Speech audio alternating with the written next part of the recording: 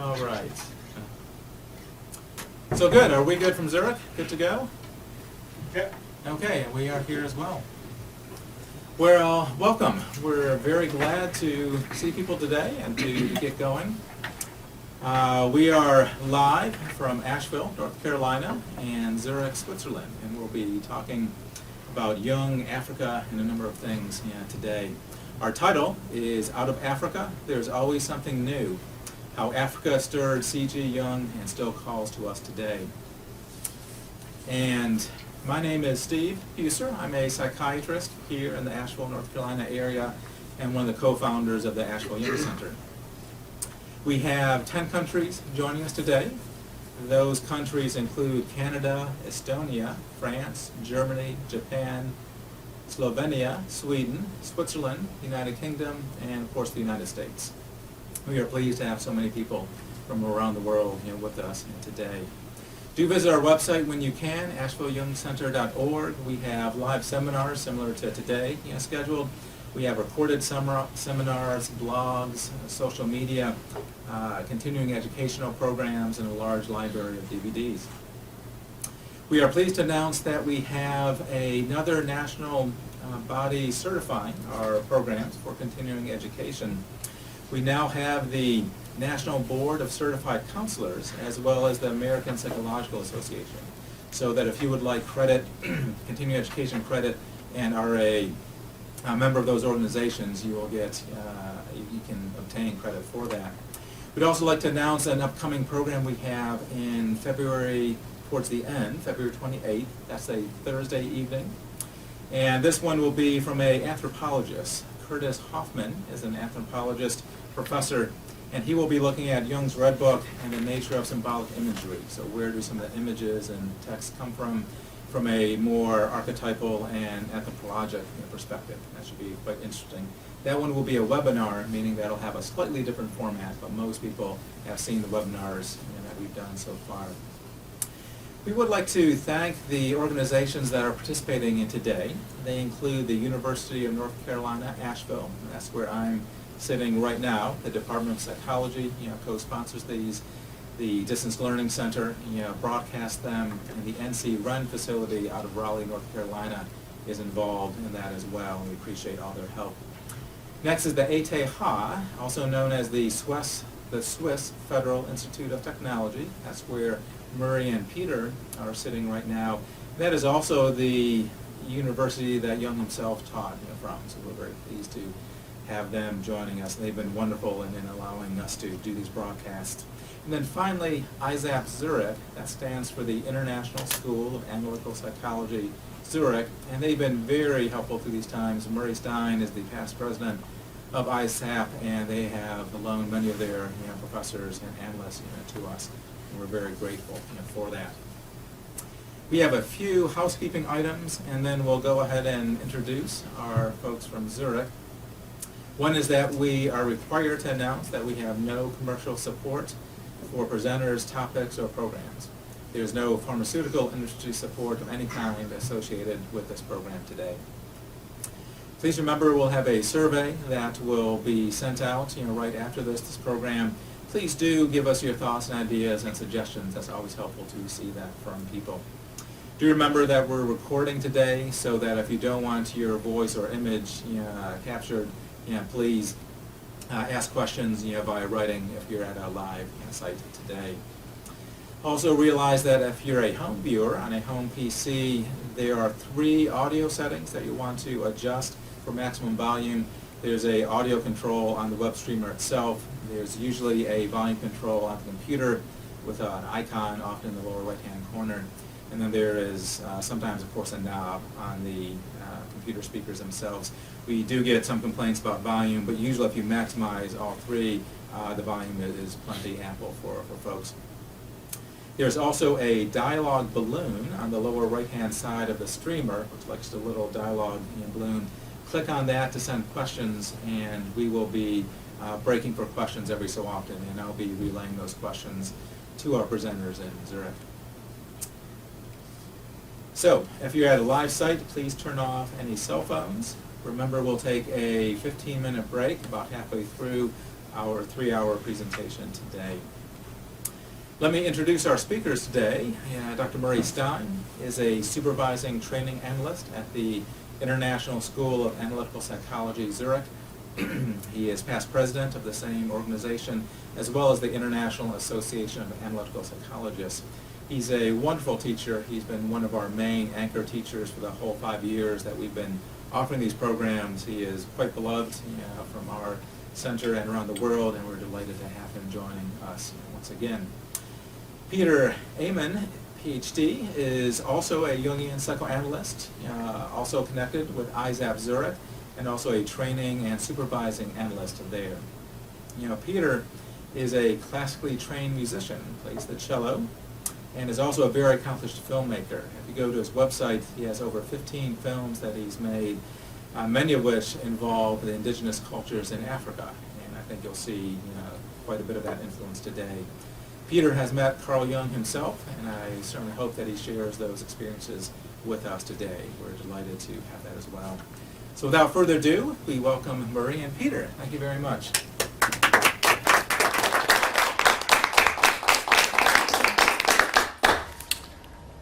Thanks, Steve. Well, it's a great pleasure to be with you again and to bring my good friend Peter Amen with me on this program. In this seminar, we will consider what the study of so-called primitive peoples or indigenous peoples or non-technological peoples, non-modern peoples meant for Jung and for Jungian psychology. And I'm going to say a few words at the beginning about some of Jung's travels and make some comments on an essay that he wrote in 1930 called Archaic Man. And then I will turn the program over to Peter, and he has a marvelous wealth of material to share with the audience today. His experiences, his studies of African native healers and Bushmen and rock paintings, and it's a wonderful experience that you're in store for. So let's start with Jung. We're sitting in Zurich at the university here at the ETH, where Jung taught from 1933 to 1940-41. Zurich is where Jung lived all of his adult life from the time he was 25 years old until his death. He was located here in the German-speaking part of Switzerland. He grew up not far from here in Basel. He was Swiss to the core. He was Swiss socially, he was Swiss politically, he was Swiss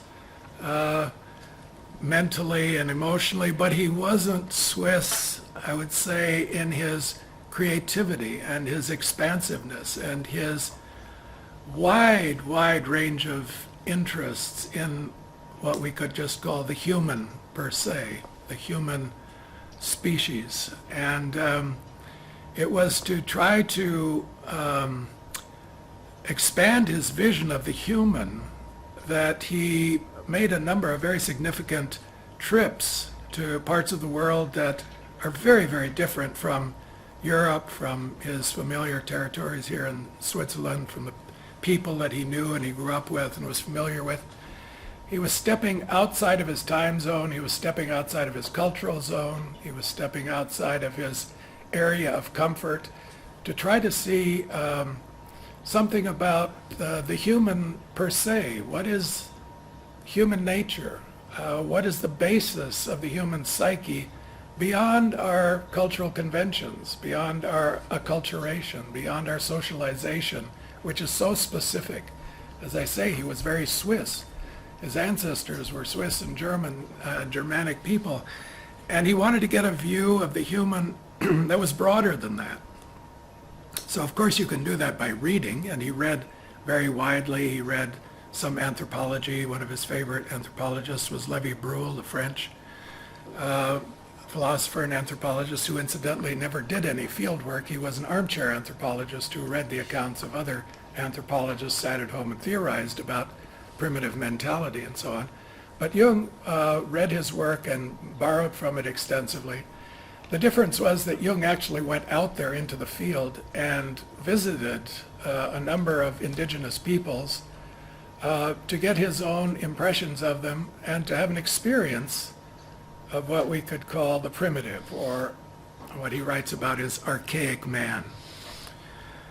I have the feeling that Jung was very restless, that Jung didn't feel altogether comfortable in his suit and tie, in his professional persona, in his educated, upper middle class environment. He was at home there, but he wasn't altogether comfortable there. And this restlessness drove him to explore parts of the world and parts of the human psyche that were not very available to him here, sitting here in Zurich. And therefore he went on an expedition, a very extensive expedition, to Africa in 1925 to celebrate his 50th birthday. He got out of Europe. He learned a bit of Swahili on the journey to Africa. There's a book about his trip to Africa by Blake Burleson, Jung and Africa, a wonderful account, step by step, of what Jung saw, where he was, who he met, how his journey went. He almost perished on that trip. But it was very important for him, and Peter will have quite a lot to say about that in the course of our seminar. I'm not going to focus so much on that journey to Africa, but it did precede the paper that he wrote in 1930, and that's what I would like to focus on in my remarks now. In 1930, the fall of 1930, Jung delivered a lecture, could have been here at the university or at the ETH. It was for a group of people called the Hottinger Lesezirkel. The Hottinger is an area of Zurich, and they set up a reading group that was very well known in its time, and hosted a number of extremely important intellectual figures of the day. And they invited Jung to give a lecture at the beginning of a series that they began in 1930. He was the first lecturer in this series. And Paul Bishop has written a wonderful essay on this lecture and the context. The series was going to be called The Myth of European Man. And there were 4 lectures. Jung was the first. He was followed by Theodor Hecker, and then Jakob Burckhardt, and finally Rudolf Kussner, who were well-known intellectuals at the time. And he calls his essay Archaic Man. This has now been collected in a volume that you can see there. It's called The Archaic, edited by Paul Bishop. And Jung's essay is in this volume, plus about 15 others that are relevant to Jung's work. Now, in this essay, Archaic Man, Jung explores the differences, as he understands them, between the way of thinking that Lévi-Brühl called primitive mentality, or pre-logical and mystical thinking, a way of thinking that is characteristic of indigenous people, non-industrialized people, non-technological people, natural people, you can call them by a lot of names. Jung refers to them often as primitive people, which was the terminology of his day. And he wants to contrast that type of mentality with the European modern mentality. And he starts the essay by saying the word archaic, which he's going to use in the title, Archaic Man, the word archaic means primal, original. So when Jung uses words like that, we immediately start thinking of archetypal. He's going to talk about archetypal human beings. what is original, what is basic, what is fundamental. So that's where he starts. Now when he talks about original man or original humanity later in his work, there's a very rich section of his late work, Mysterium Conjunctionis, on the figure of Adam, the biblical Adam, which the alchemists referenced quite a lot as being original man, having an untainted, unspoiled mind, having access to the wisdom of God himself, having special powers, a kind of original human figure that's very different from the biblical Adam that we usually think about, naive, spoiled, living in paradise, being easily misled by his silly wife and so on.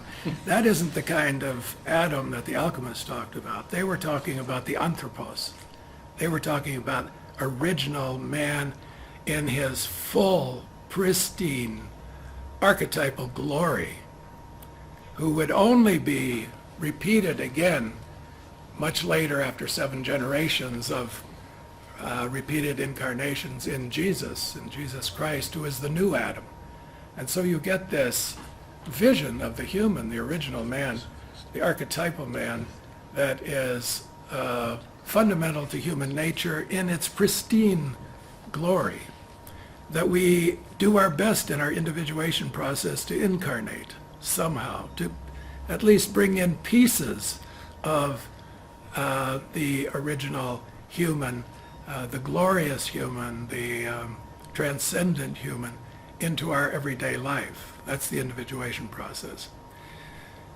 Jung isn't talking about that exactly in this essay, Archaic Man, but he's beginning to touch on it. 1930 is right in the middle of his career, and he is going to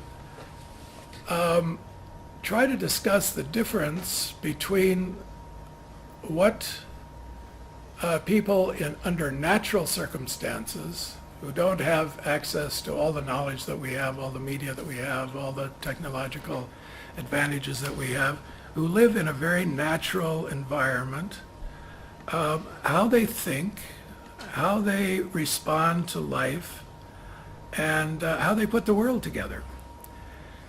And he says that the way they think isn't so different from ours. It isn't that they're not logical, that they're not rational. They're just as rational as we are. They think as logically as we do. They just have different assumptions, different basic assumptions. And the difference in the basic assumptions between our modern scientific worldview, which is based on the notion of causality, and their worldview, which is based on a supernatural causality, accounts for the difference in our ways of thinking. So it isn't that one is rational and one's not rational, or that one is unconscious and one is more conscious. We're just conscious in a different way, and we're rational in a different way. But he says there is a remarkable difference, not in the way we think or the way we perceive the world, but in the way we relate to the world. He says that modern man has developed psychology. That is, we are psychologically aware of the difference between ourselves and the world around us. And out of this awareness of the subject-object dichotomy that's come into being over long periods of time in the Western world through philosophy and subject-object split and so on, we become aware that the world isn't exactly the way we think it is. We're aware that we can be deceived by our senses. We're aware that when we get very emotional, we misread signals. In other words, we have an awareness of projection.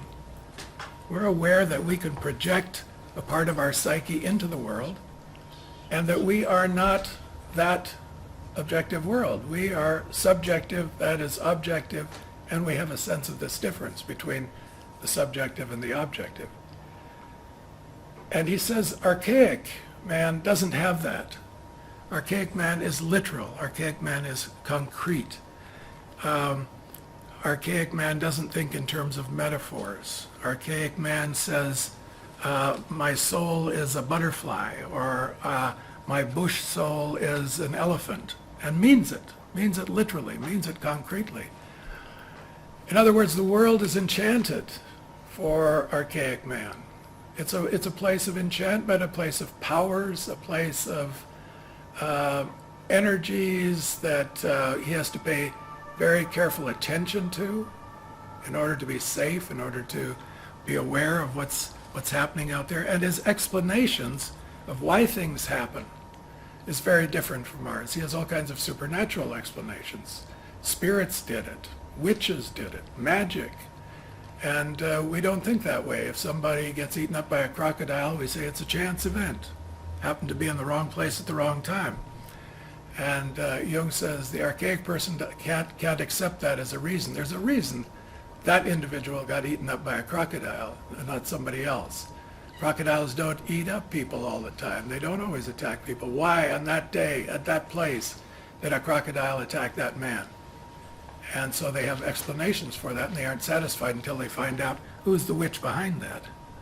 Who's the spirit that invaded that crocodile and did that to that man, and why? Well, that man committed a bad deed, or there was a reason for it. And so it's a different kind of, it's a supernatural explanation. And this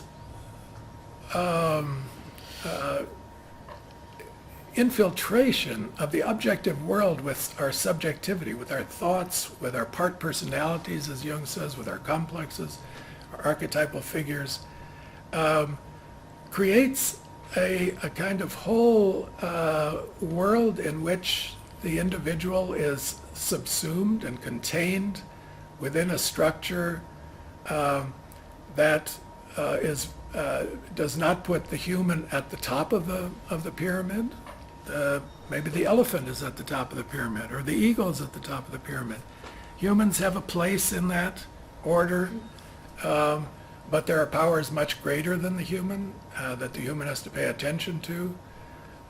And so it's a different kind of worldview in which subject and object is not separated, and in which you could say the archetypal world appears to your very eyes and comes at you in the form of animals or the form of weather, in many different aspects.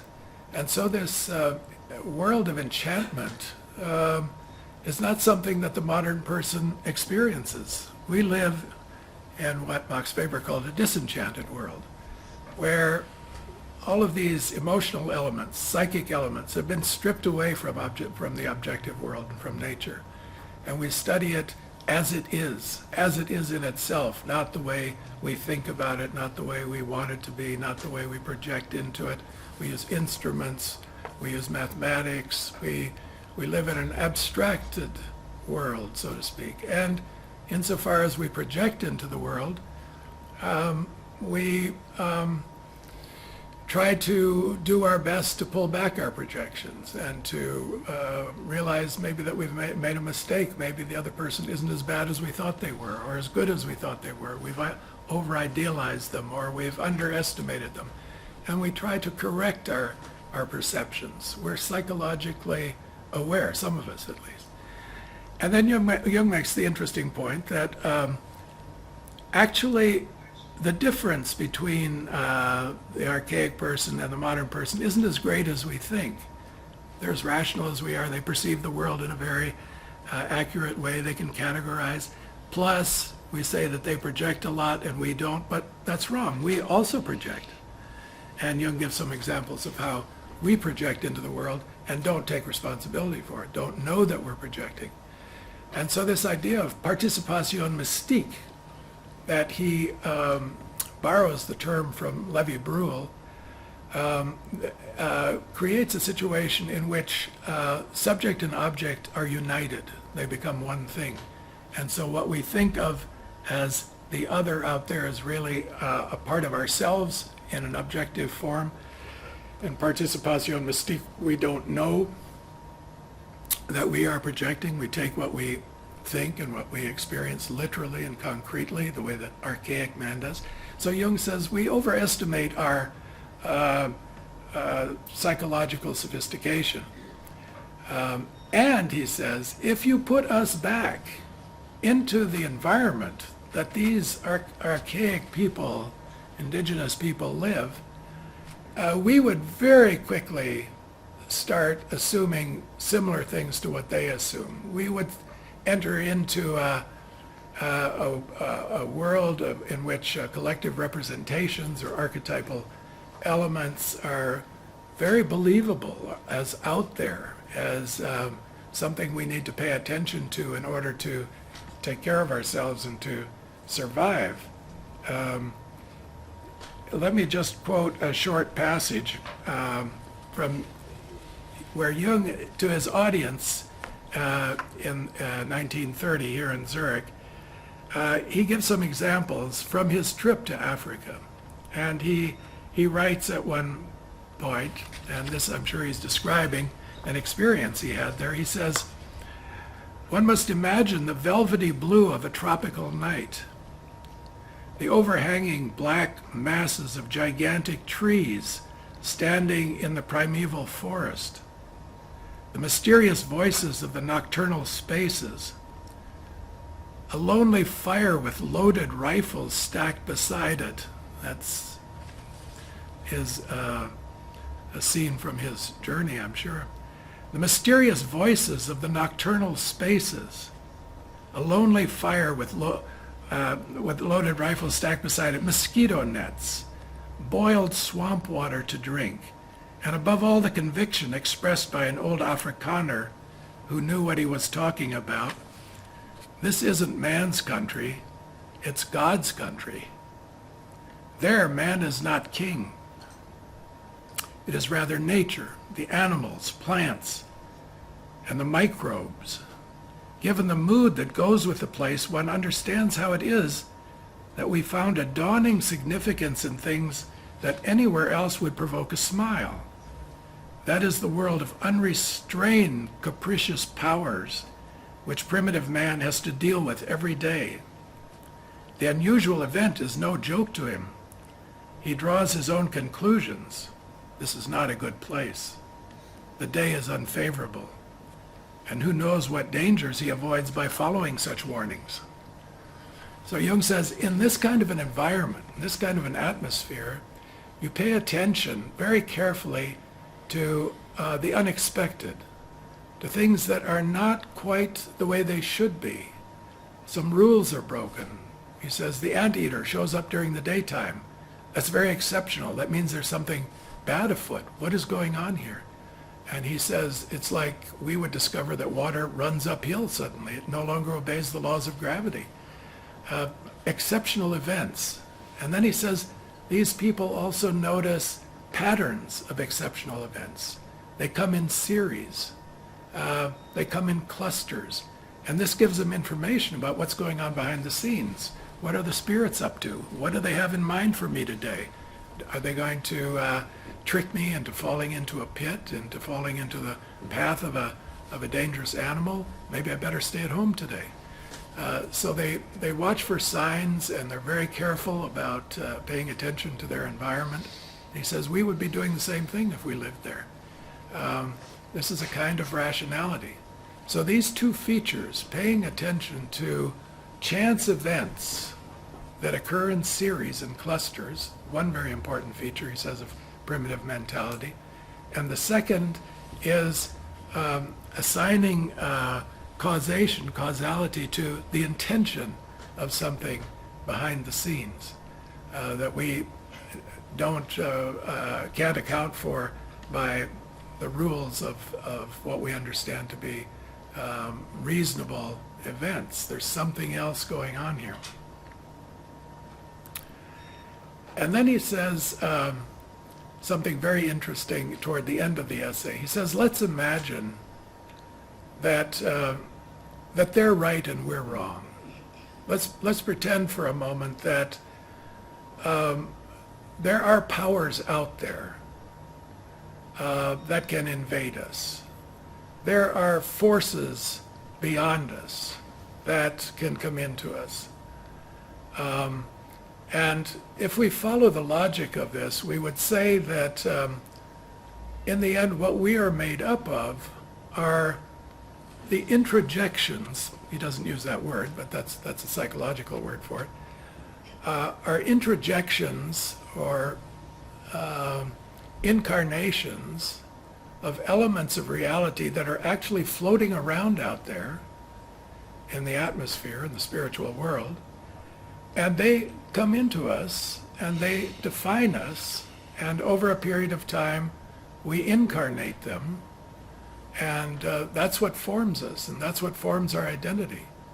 We start out with being a kind of receptacle for these forces and influences, and over a time a soul, a bush soul, or an animal soul, or an angelic soul comes into us, and these pieces are then knitted together and integrated in our psyches, and in the end that's what we are.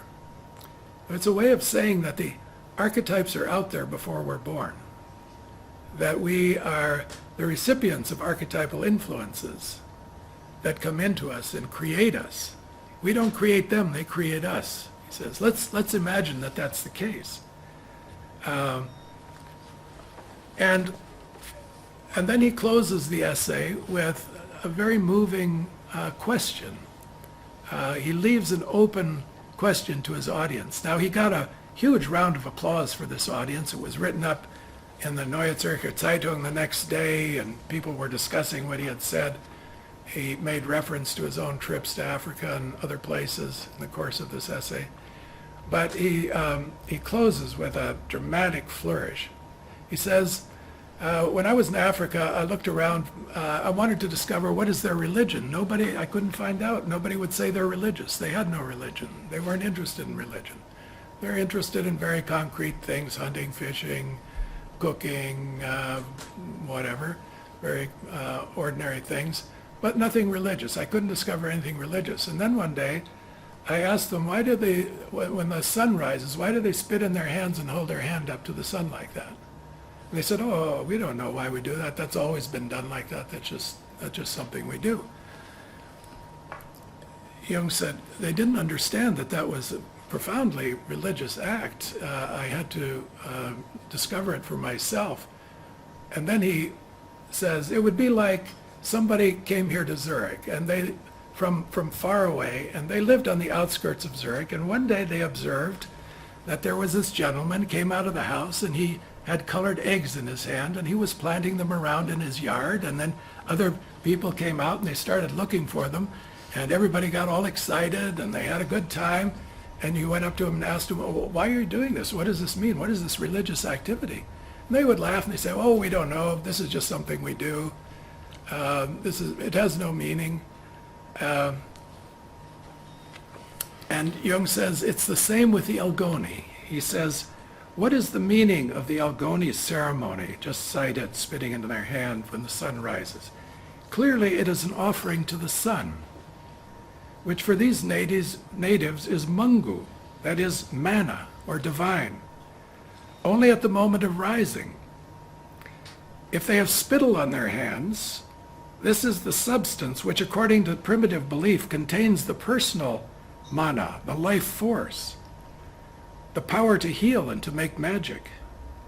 If they breathe into their hands, breath is wind, and spirit, it is roho, in Arabic ruch, in Hebrew rauch, and in Greek pneuma.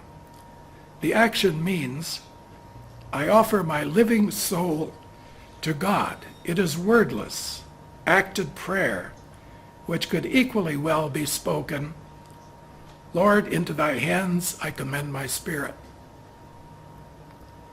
And then, this is his final sentence, does this merely happen so, or was this thought brooded and willed even before man existed? I must leave this question unanswered. And there you see Jung beginning to reach for the transcendent and for archetypal explanations that aren't so far away from what the archaic man might use.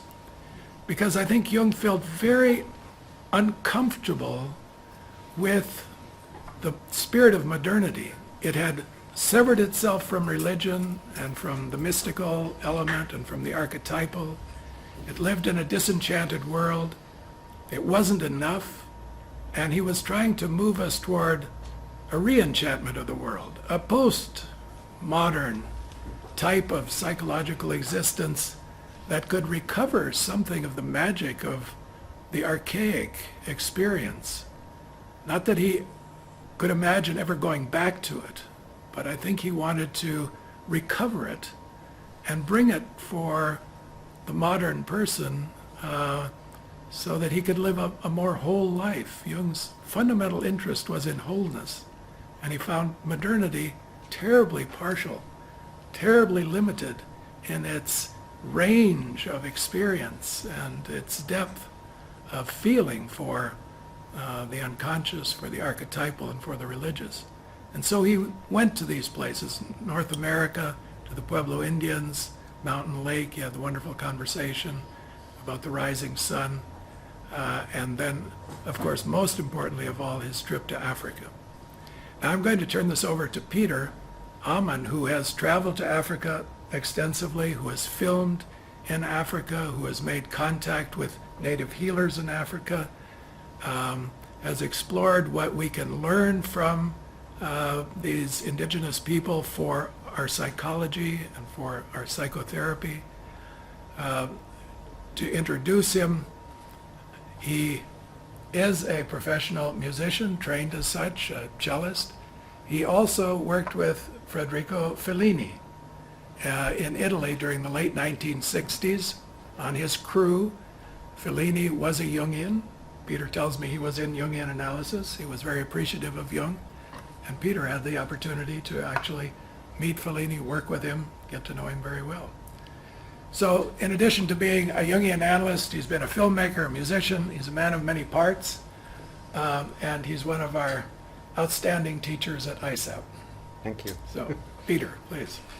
Yeah, look, this disenchantment of the world. As a musician, when I wrote my thesis for the university in musicology, I wrote about Robert Flood. And Robert Flood was mentioned also by Wolfgang Pauli, because he was a man who still believed in the tradition of that the world is a kind of musical instrument, the Plato's harmony of the spheres. Huh? And so to say, when you talk about this disenchantment of the world, it means the dismusicalization of the world, huh? Because this idea of that the whole of the universe is like an instrument, and God is, so to say, tuning the strings. It is a wonderful image where this separation between the outer and the inner world was not yet completed, and there was still a living connection with the world.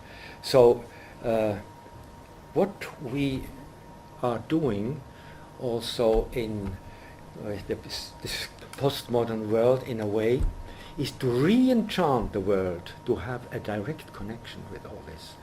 And of course, going to countries like continents like Africa, I think you can make such an experience to live that again. I mean, you said it in a wonderful way. Yeah. Please. You Yeah. met Jung, huh? You know, after the Matura, I studied music. Well, I wanted to be a cellist, but I had doubts about my career. And I started analysis with Yolanda Jacobi, one of the first disciples of Jung. And one day she said, "You must go and meet Jung." Okay? And generously, she arranged a meeting. And when I was at Jung's house and he came, his first question was, and this in his very typical Basel dialect, "Was wünschen Sie?" What do you want? I said, okay, I see I'm studying the cello and so, but I have doubts, and I play with the idea to study Jungian psychology. And then Jung said, yeah, you see, there is a link between hören, hearing, and the German word Gehorsam, obedience. So, suggesting that you should listen to your inner music, to your inner voices. What then I did. And this led me away from the cello to Jungian psychology. Beautiful. So that was my Yeah. great lesson from Jung direct. He was, it was in 1956, he was 81. Yeah.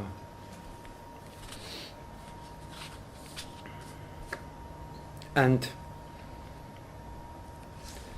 later, I had the privilege to go and visit once the tower in Bollingen, in company of one of Jung's grandsons, Dieter Baumann.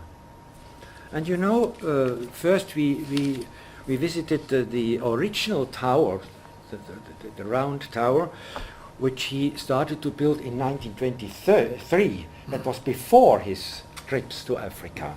I mean, he has been in North Africa in 1920, I think, and then he started to build the tower. And you know what he wrote? I more or less had in mind an African hut, where the fire, ringed by a few stones, burns in the middle, and the whole life of the family revolves around this center. But I altered the plan even during the first stages of the building, for I felt it was too primitive. I realized it would have to be a regular two-story house, not a mere hut crouched on the ground. So it became something of stone and resisting the weather of Switzerland, the snow which we have now these days.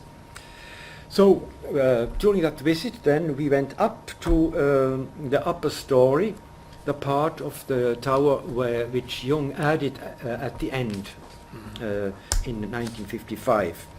And when we arrived there, in that living room, Jung's grandson pointed to the ceiling and said, you know, up there are the tents of Jung he used in Africa. And then I said, yeah, I want to see them, absolutely. And so he pulled down a ladder and I climbed up, and there were these tents in bags under a thick layer of dust.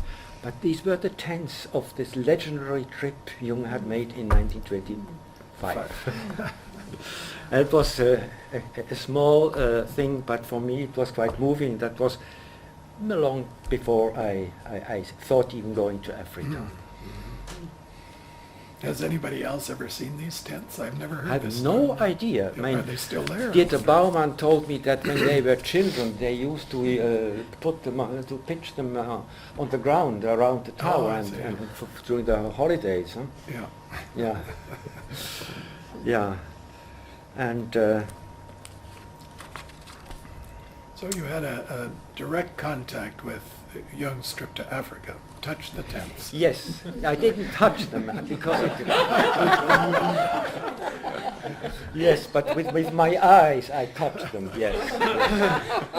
Yes, and then when later I read how he pitched the tents and how he was so sad when he had to take them away and go home, and thought I will come back, and he never came back. So that's something emotional is linked to these tents for me. Yeah. But you know, you mentioned that the trip of Jung to Kenya and Uganda. Now, what was really the most important thing that Jung brought back? And I want to add here something, because it's clear that Jung himself talks at the end of the chapter of his trip to Kenya and Uganda. He talks about the Horus principle, the principle of consciousness, the principle of the rising light in the darkness. Horus, the Egyptian yeah, god. Sun god. Horus, yeah. But I think there is another very moving part of which is maybe as important or even more important in my eyes, because Jung writes in his book, in his memories, "The sunrise in these latitudes was a phenomenon that overwhelmed me anew every day. I got into the habit of taking my camp stool and sitting under an umbrella acacia just before dawn." And then it says, "At such moments I felt as if I were inside a temple." Now, some years ago I had the possibility to go to the ETH, the technical high school here, and to read the original script of Jung. And when I came across the passage which reads in the book, "At such moments I felt as I were inside a temple," I came across a completely different sentence. It said in German, "In diesem Augenblick ging ich zur Kirche." In this moment I went to church. It sounds a little bit odd, and or he changed his mind, or Aniela Jaffe said, "Herr Professor, maybe it would be more elegant if you write it as if I was in a temple." No, Jung said, "Ich ging zur Kirche." And this is an incredible statement for somebody who, when after the confirmation, when he was 16 or so, he said he never could go to church anymore. Huh? There in Africa, he went to church. And I think this is a very significant little detail, but of great importance. So he discovered the sacred, really. Yes. For him. Yes. Where he could experience Yes. the sacred. Yeah. Yes, I mean he's not alone of that.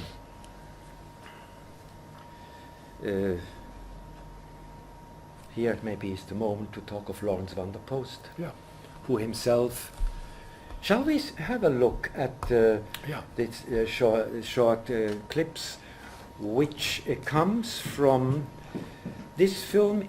Clip is included in Lawrence van der Post's film on Jung. He made, I think, in the late 60s for the BBC, and which has been filmed by Peter Baines, who was in company with Jung when he went to Kenya. Yeah. Shall we have a look at it? Okay. Yeah. Okay. Jung was satisfied that his dream as a child of a phallic divinity came from the underground of this collective unconscious. But he knew that one such dream was not enough to prove the validity of so revolutionary a concept. He set out to travel the world for further proof. By 1926, he was in the jungle, in the heart of Africa. Already he'd been among the Negroes and Indians of North America. He'd been to North Africa and gone deeply into the mythological development of India, Tibet, China, and Japan. Now, as he approached Mount Elgon, in the Great Rift Valley of Africa, he felt nearer the end of his task. Everything he had found up to then confirmed his concept of the collective unconscious, that no matter what the race, the personality, or the culture, here was the level where all men were one, with access to forces of infinite growth, forces that revealed themselves in exactly the same symbols throughout the world. He hadn't come across a single myth, legend, religion, or dream which did not contain identical symbols. Now, as he lived among the people of Elgon, the new evidence was overwhelming. He told me, for instance, that their witch doctor drew the same distinction between dreams as he did, dividing them into personal and great dreams, equivalent to his own distinction between the dream from the personal unconscious and the dream from the collective unconscious. From Elgon, he set off towards the Nile, perhaps the greatest mythological river in history. Of all Jung's journeys, his trip to Africa made the most profound impression on him. In his old age, he wrote to me, "I shall never cease to thank the fates that wove the pattern of my life, that they included the experience of Africa and all its wonder." Yeah. Well, I think Lawrence Vanderpost had some conversations with Jung, so he gave him more information than maybe he writes about also. Yes, in some of his texts. Lawrence Vanderpost, as we know, was South African. He came from South Africa, and he came to Zurich in 1948 because his wife was studying at the Jung Institute, and it seems that Aniela Jaffe wanted him to sit next to Jung during a dinner at the Maise, I don't know where. And so they started.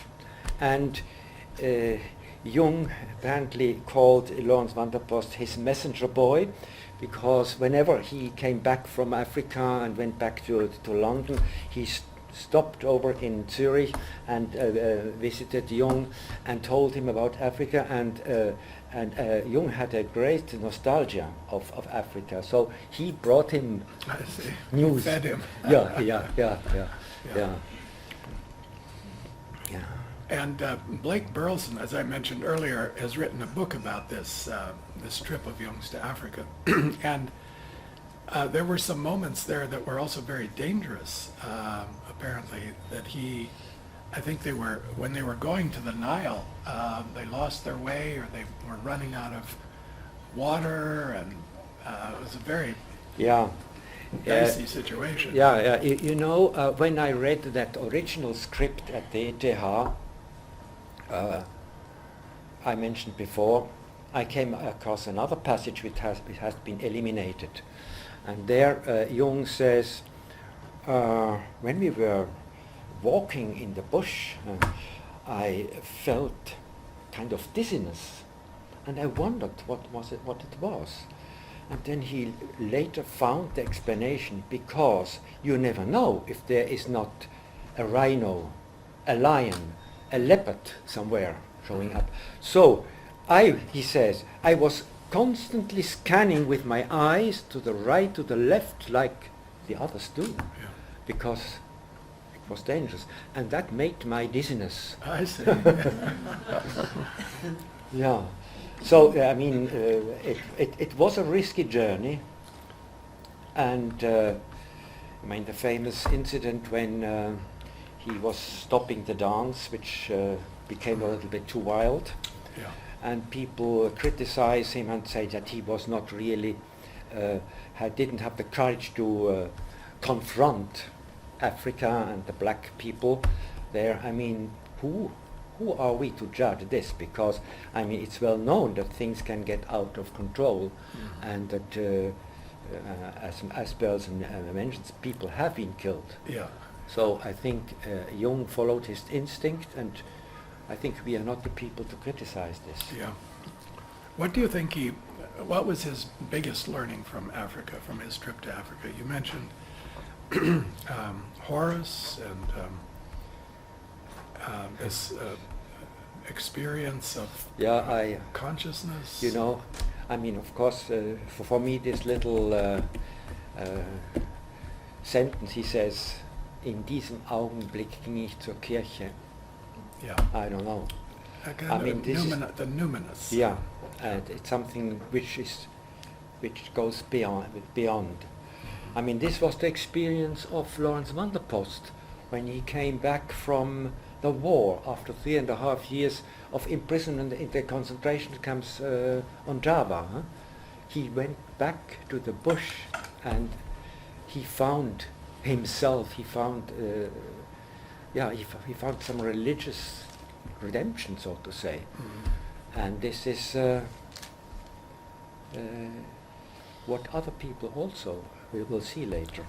You have something about. Yeah, Van der maybe I Post should there. say a word about how I met Lawrence van der Yeah. Post. Yeah. Because I didn't know him at all during my studies at the Jung Institute, but one day in 1983 I went to a movie. The movie was called Merry Christmas, Mr. Lawrence, by the Japanese film director Nagisa Oshima. It was a wonderful film. And at the end I read, in the credit titles I read, based on a novel by Sir Lawrence van der Post. Okay. I started to read the book, and the book was even much, not better, but I mean wonderful, more wonderful than the film, extraordinary. And then I discovered his other books on the Bushman, A Lost World of the Kalahari, The Heart of the Hunter, and I said, my God, how could I not have known this man who was always in Zurich? And I wrote a letter to him, and I met him, and that was before my first visits to Africa, and I secretly hoped that I could convince him to make a documentary with me, but he said, no, you know, I'm too old. You should meet my friend Jan Player. Ian Player. Now Jan Player still is a famous conservationist who had a great idea that this in South Africa. He said, we have to have part of the game reserve without cars, without roads, nothing, and then we go in little groups into the bush and have a wilderness experience. But before we go into that, I propose, because in 1986 Lawrence van der Post was invited to give 3 lectures at the Jung Institute in Küsnacht, and there he spoke for 4.5 hours altogether, and we had the privilege to film it. And shall we have a little look? Let's have a look at Sir Lawrence. You see, this is the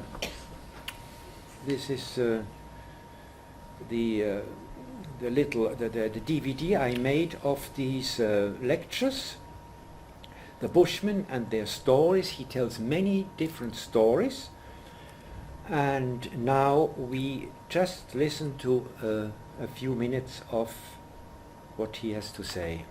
What do we mean by first, by the first man? Now, what was the first man like? Well, let's start with a very European point of departure.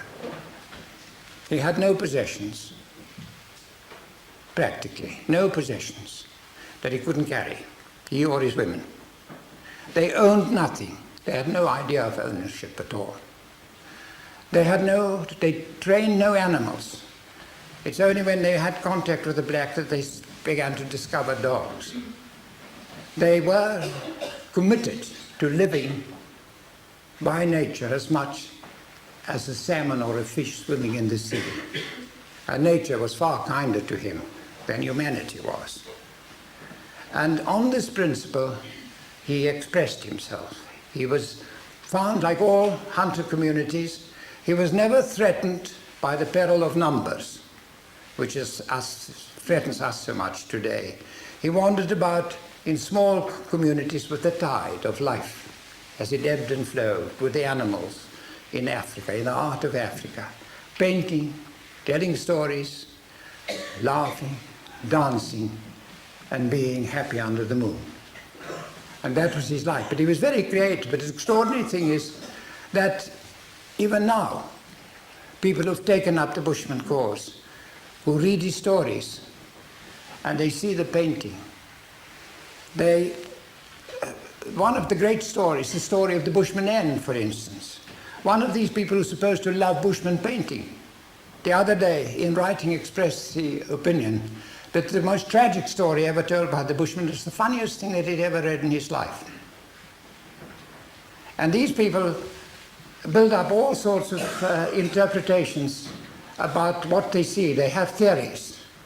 And they say these express magical rituals and rites and things that they've got out of their head. They're projecting into it themselves. Their own lack of mystery, their own lack of magic in their lives, they project into these paintings. And they don't really know what he was about. It doesn't occur to them to say that this man was an artist. It was natural for the first spirit to create, that it was devout, profoundly religious, and he painted the rocks accordingly. And he painted all aspects of his life and of his spirit. And if you look at that, those paintings come alive in an extraordinary way. Now, they looked at his stories, and they said, well, dear God, this is nonsense. And in a way, you can't blame them. Because what do you make of a story where the god is an insect called the praying mantis? And this insect is married to a rock rabbit. And they between them have a son, who's not even a human being, but is the rainbow element that you see after the rain in the sky. And this rainbow element is married to a porcupine. And they say, and this porcupine, and they have a son who's a mongoose, amongst other things. And they say, oh, well, this is absolute plain rubbish, you know, and they didn't take any notice. Well, I will come back to that. So, I'll come back to that later on. But this complete blackout, it never struck them. The key, somehow, because they obviously were dealing with something which they'd rejected in themselves. And the key, which they had in their own natures, wasn't accessible to them. Now, when I was at the age of about 12, I thought that these people had completely vanished for good now. I would never see them again. And when my old nurse died, I thought I was going to die too, because I was heartbroken.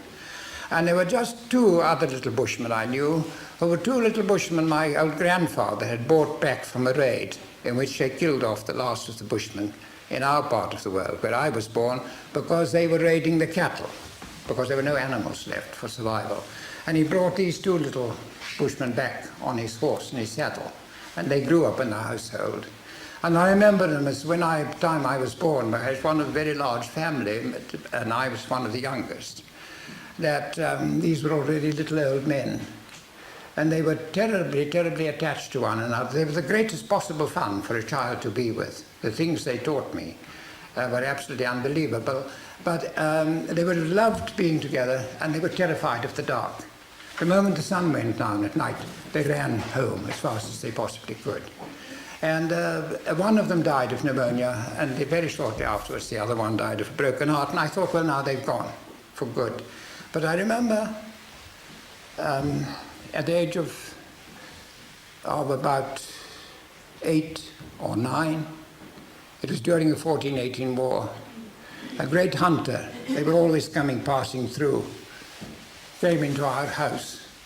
And I remember him saying that he'd just been so excited because he'd been through one of the few routes through the Kalahari Desert, and he'd come across a group of bushmen, as people used to talk about them as having been.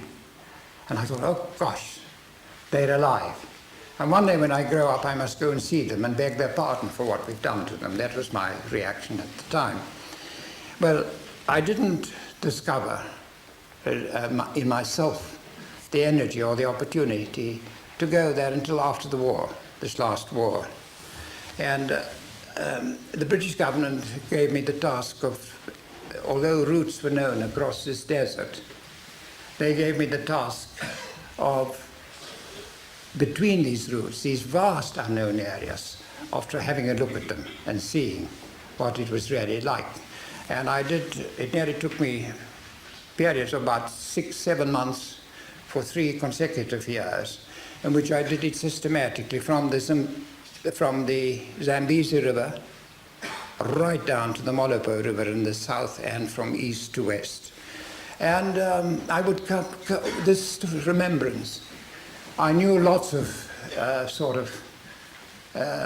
Bushmen who had been born of mixed marriages on the edges of this desert. Everybody knew them, but the pure Bushman, I thought, dreamt about him. And I remember one evening after a thunderstorm, coming to one of these great clay pans that you get in the desert and seeing little footprints in the softened clay of a party of about, I think, 27 human beings.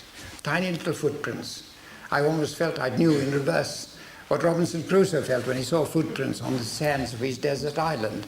And so, but in the end of it was that I did establish contact with groups like that. And when I'd finished my work for the British government, I decided to go in and see more of them. Yeah, you see, that was the beginning of his search for the last Bushman, and which he describes the lost world of the Kalahari, and later in the heart of the hunter. And the paintings he speaks about. Yes. Is that what fascinated you the most, the paintings? Yes. Maybe now we can go back to Yen Player, whom I met through Lawrence, and we had the plan to make a kind of diary, a documentary film on a wilderness trail when a small group goes into that part of the Umfolozi game reserve where there are no roads, there are no cars, there are just wild animals. And so we go in a small group, okay, one rifle was with us in case of emergency. And but the idea was not only wilderness outside, also wilderness inside, that we should pay attention to our dreams during this. Who's the we? Who's the group?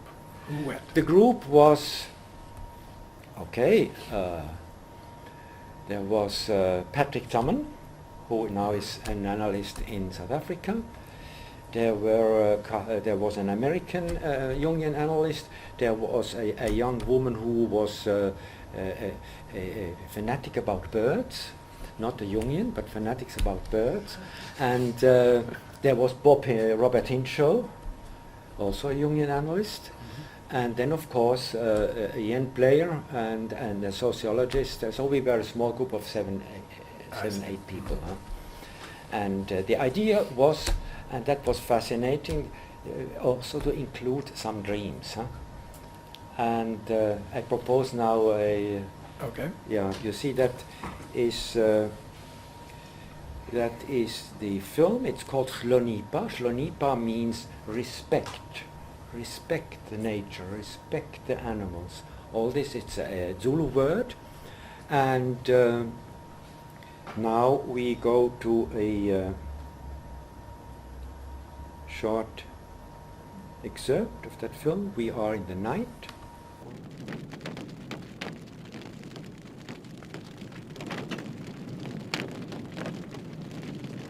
A major part of man's evolution took place on the African continent. If we believe the archaeologists and the anthropologists. And I believe that stamp of Africa, we have carried it within ourselves. And there have been many books written on the subject. But what I have seen here myself is that at the end of the experience, and one has got to remember, I mean, the average trail or foot trek goes on for 5 days. But at the end of that 5 days, many, many people say, this experience changed my life. And that's really what got me thinking. Now, why did it change their life? I think what happens is the interior Africa meets the exterior Africa, and they click. Yeah, you're saying that it brings us back to something within ourselves, something that is way, way, way, way back, Right. way back in the Millions very of depths. I mean, that's the inner wilderness that modern man maybe has no connection with these days, or very, very little, and that somehow this experience connects them with that hunter-gatherer, primitive little band that made their way in the savannah. The hunter-gatherers of this land, the Bushmen, have all disappeared now, but impressive traces of their simple existence are still to be found. One day, we set out to pay homage to the Bushmen.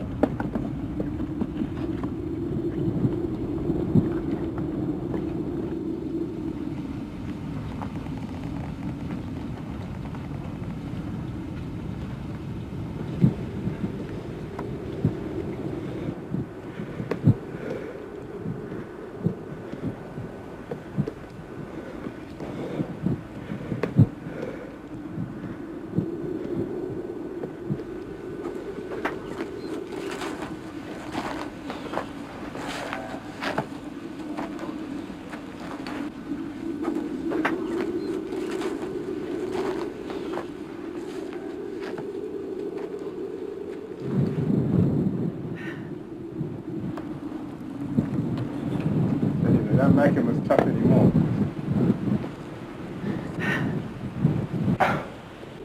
What a walk. What? Been a bushman. Yeah. You climbed up here. There's something What special. impresses me is I've seen, some of those rock-painted flags, the overhangs, it's like chills.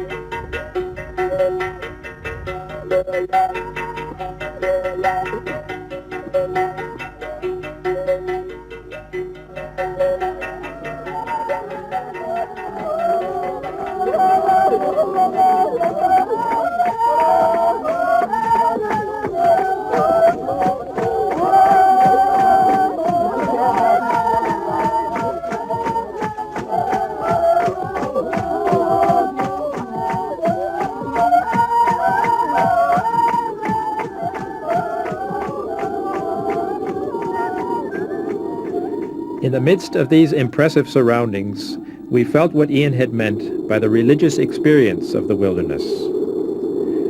He had also told us a dream about the church in the tree, symbolizing the wilderness.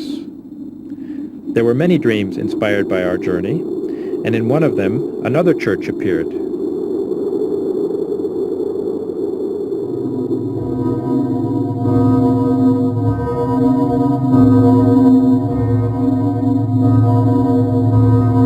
And they swung more and more until I saw the tower topple over away from me on the nave, which was destroyed. So that was a very strong emotion for me, because it was like it was not an outer force that made the tower topple over. It was the inner motion of the bells. And I thought really that there must be something stronger than that church, that tower. That tower cannot hold that motion or emotion. But didn't the dream go on to the flower? Yes, that was strange. On the left side I saw a little kind of holy place. It was not a church. I just knew it was a simple holy place, a circle of stones. And on the right side there was a chair, and on the chair there was a simple plant. And I knew in the dream that it was a healing plant, and I thought that it was a narcissus. And in particular I thought of a daffodil. We in German call the daffodils Osterglocken, the bells, Easter bells. And though I made a connection, between these two dreams, only after a while. It didn't strike me immediately. That we had in one dream man-made bells hanging up in the sky, in the air, put there by man, toppling over, going smashing to the ground, towards the earth. And on the other side we have the plant, which is, or these Easter bells, now Osterglocken, the daffodil, which is a flower or the bell which comes out of the earth.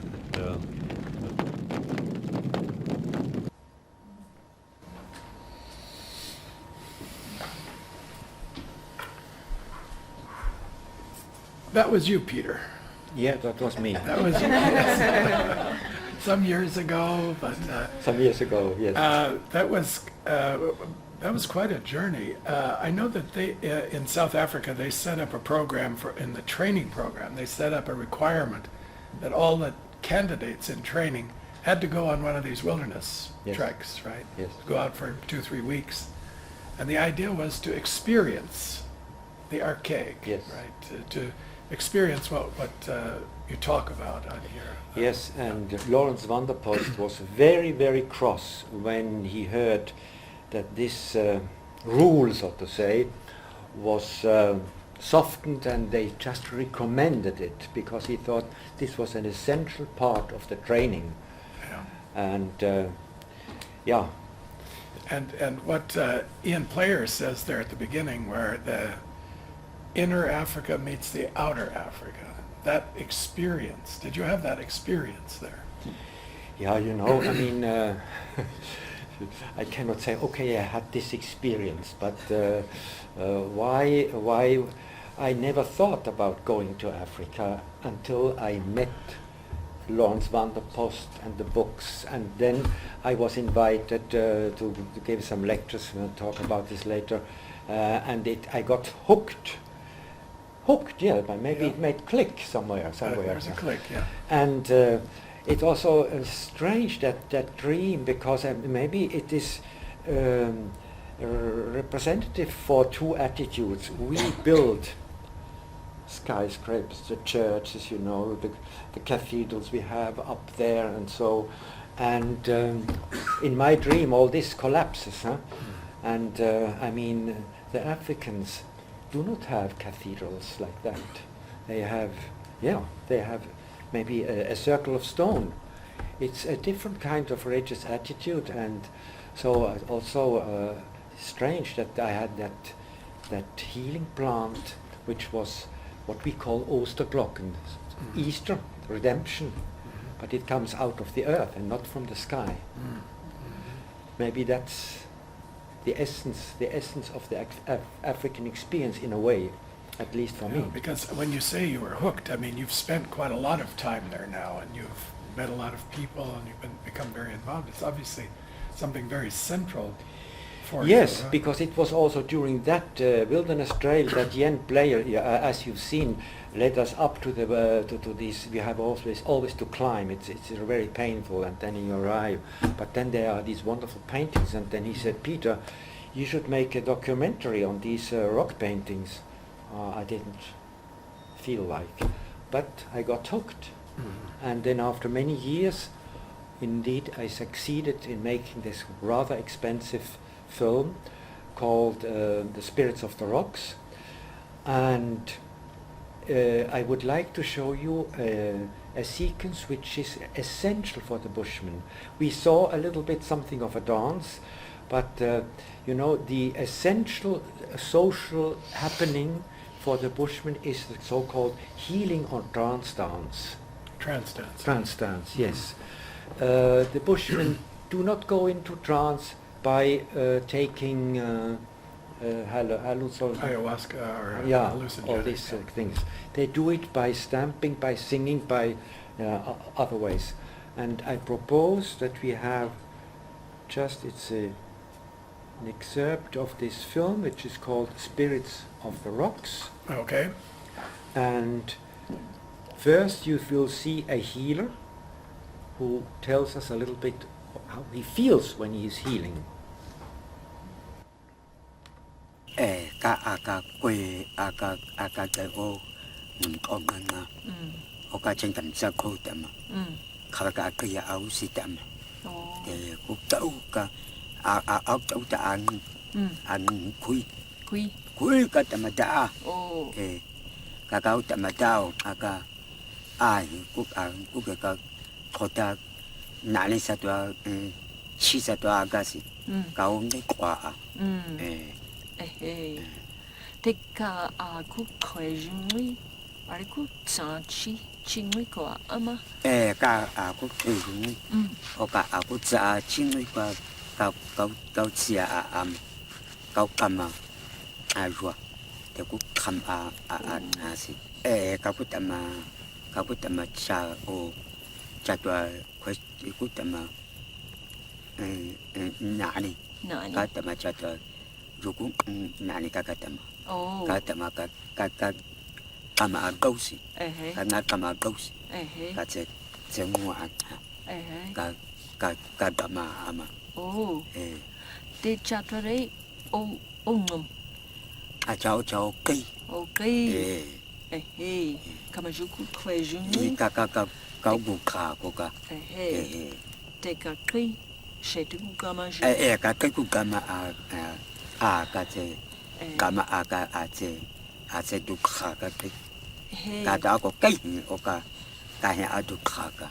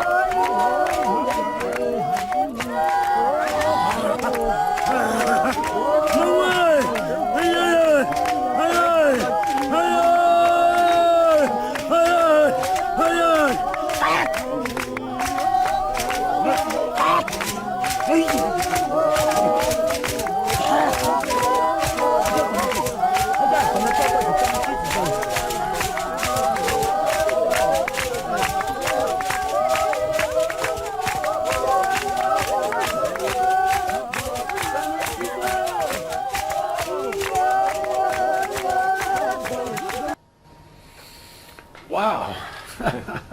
How did you get there to film this, Peter?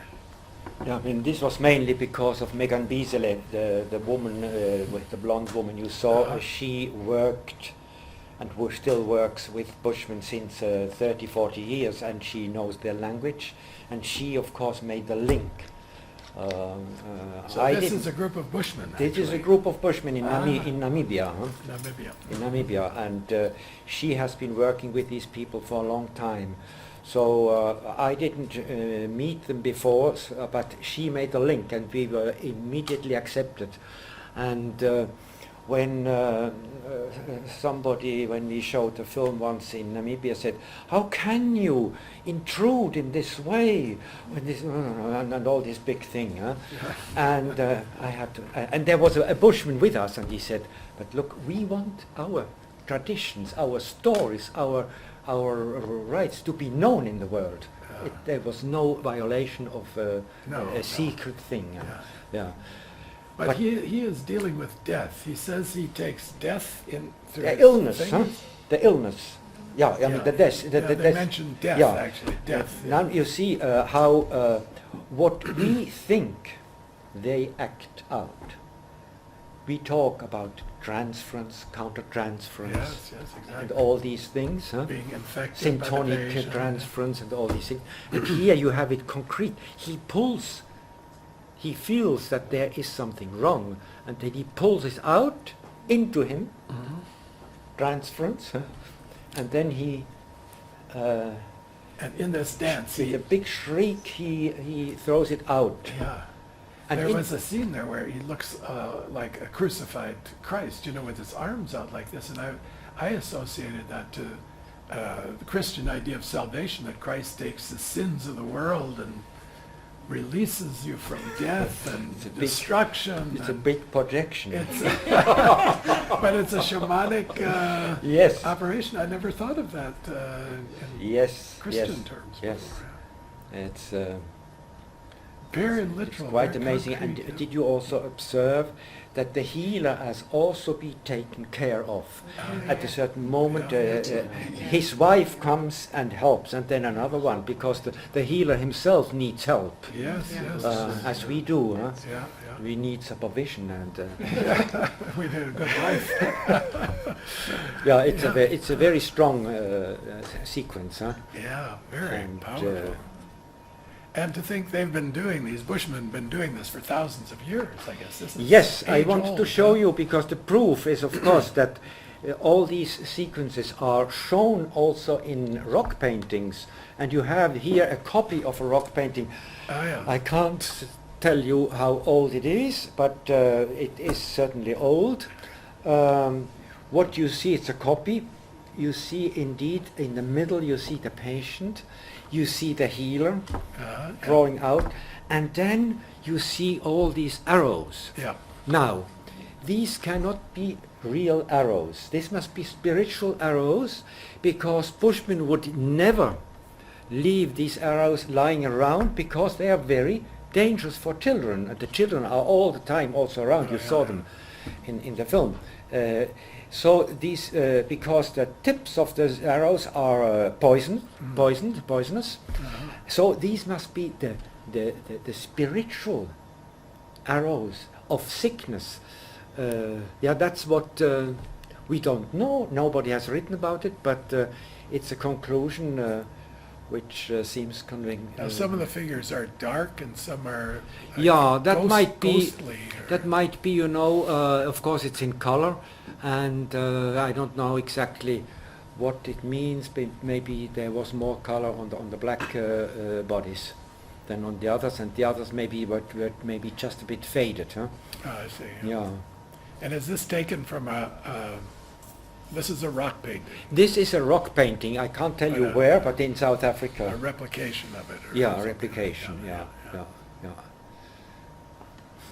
So this trance and healing dance is really the essential social happening, still nowadays done, and it helps also to restore the health of the community. Yeah.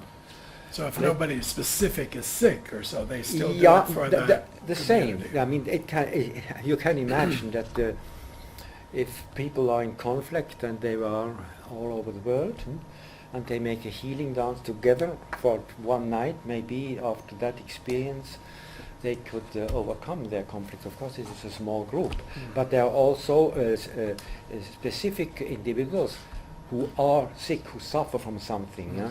So it is a collective and an individual healing. Now, you say this woman who introduced you to them, what's her name? Megan Biesele. Megan Beasley. She works with them. What does she do? She speaks their language. You hear She the speaks clicks their and language, the- she collects also their stories. But she is also involved in helping them concretely, because now, you know, in all these countries, usually the governments do not respect minorities like the Bushmen or the Aboriginals, or recently in Brazil, what happens there with the Indians. So she helped also, together with other people. They have what they call now a conservancy, and they have certain rights respected. And I mean, the story is of course not always so nice, because there is alcoholism, there is violence, but there are also positive things. Yeah. And I think the healing dance is a great lesson for us, because it's also something very concrete which we do in our way. Steve, maybe we could have some, maybe 10 minutes of question and answer, and then we'll do a break. We could start here in Zurich, if that's okay with you. We've got a nice collection of our people here. Yeah, If yeah, you that have sounds some good. Let me questions. just announce first to the audience out there that go ahead and send in some questions. We've received a few already, and hit that little button and send them in, and we'll get another chance later to do so. But certainly go ahead and start there in Zurich, then we'll come here. Okay. Would somebody like to comment here, or ask a question, or add something? Yes? I'd only make one brief comment, and it's more of a kind of a filmmaking question about the portion with the rock paintings when they're climbing up to view the paintings. There was this wind, and the wind had this very eerie sound to it.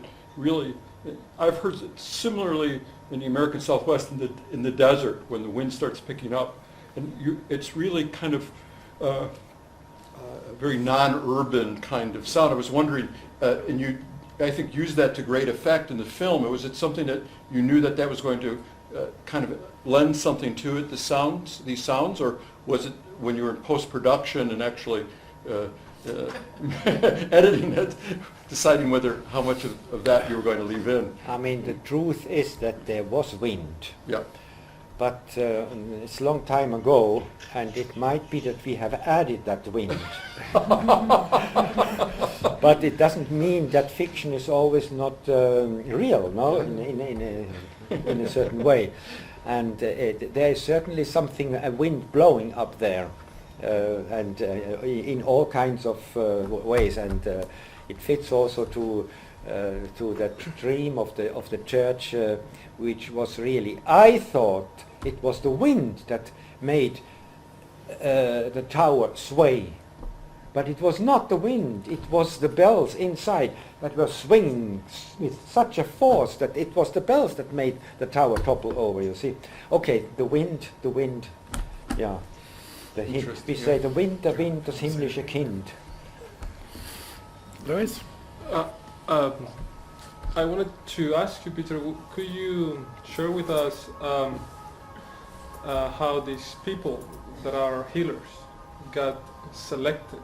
Because I imagine that they don't choose to become healers, but they somehow are called.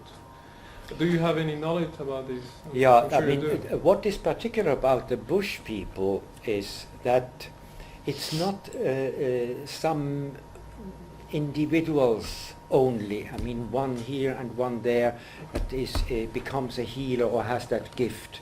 It is said that up to 60% of the bush men and maybe 40% of the bush women can go into trance, in this kind of trance state, where they do healing work. So it is very different from other shamanistic traditions. That's interesting, yeah. So anybody can be... If you can do it. Yeah, but not everybody can do it. But I mean, many more than we think. Huh? Yeah, it is. I mean, here you see one healer, but there are others, and there are women as well as men. Huh? But we'll see some later. Sorry? We see a woman later. Yes. Clip, yeah. Yes. Steve, do you have something there? Yeah, got a question or two here. Anything in the Asheville audience? Any of the folks? We're blessed to have two people from South Africa in our room today. They're quiet so far, but I'll keep staring at them to see if they have a comment later. Well, there you go. Then I've got a comment too, but go ahead. If you know Outward Bound courses? We can't hear you. Is there a microphone to make sure that's green? If you would. Thank you. Yeah, try that now. Outward Bound courses, it's like a wilderness experience, and you're out with basics in the woods without your vices and with no one who you know. Would you liken that to this experience in the desert in any way? Because that changes people's lives sometimes. Do you know about Outward Bound? Do you know that program, Outward Bound, in the United States? No. It's a program, often, I think it's geared mostly for young people, and my son did it. They take them out in small groups into the wilderness for about 3 weeks. And one of the experiences they have while they're out there, it's very arduous, very difficult physically, but they do a solo, what's called a solo. So I think for 2 or 3 days they have to be all by themselves in a spot in the wilderness. They have no food taken with them. They have to forage around, see what they can find. If they get into trouble, they can signal somebody. But basically it's going inward and experiencing the inner wilderness and the outer wilderness, and it's a very powerful and often transformative experience. Yeah, that's wonderful, but how do you do that when you have a lion around? Yes, I mean the experience Wildcats out there. Yes, because that's real, huh? Yeah, that's real. And the rhino is also there, and you hear it in the night, because that kind of experience is mainly in the night. There are so-called night shifts. There's a fire, and of course the fire is also, the animals respect the fire. So while the others sleep, always one person for 1 hour, maybe 1.5 hours, has to watch and be alone. And in the also night. in the fire, night. yeah. So there is a kind of loneliness, but at the same time, that person has also to see if things go well, if the lion or the rhino is too close, because I mean, and in case of danger, he or she has to wake up the guide, and yeah. Now, do you think there's anything special about Africa? Yes. Doing it in Africa. Yes. It's where humanity began, I guess. Yes. It's the original place. Yes. Eve. Yes, I'm It's from partial. Africa. But I mean, it's. I haven't been in Australia, and I would like to go there. But you don't have the elephant, you don't have the lion, you don't have the leopard. There is something primordial, because there is danger. I mean, people Snakes. have been injured. Because course, maybe yeah. the guide was a little bit too risky, you know, to go. You have to respect. We came once, all of a sudden, the rhinos were maybe 40 meters in front of us. I was filming, and all of a sudden, the cassette came to an end, and I had to change things.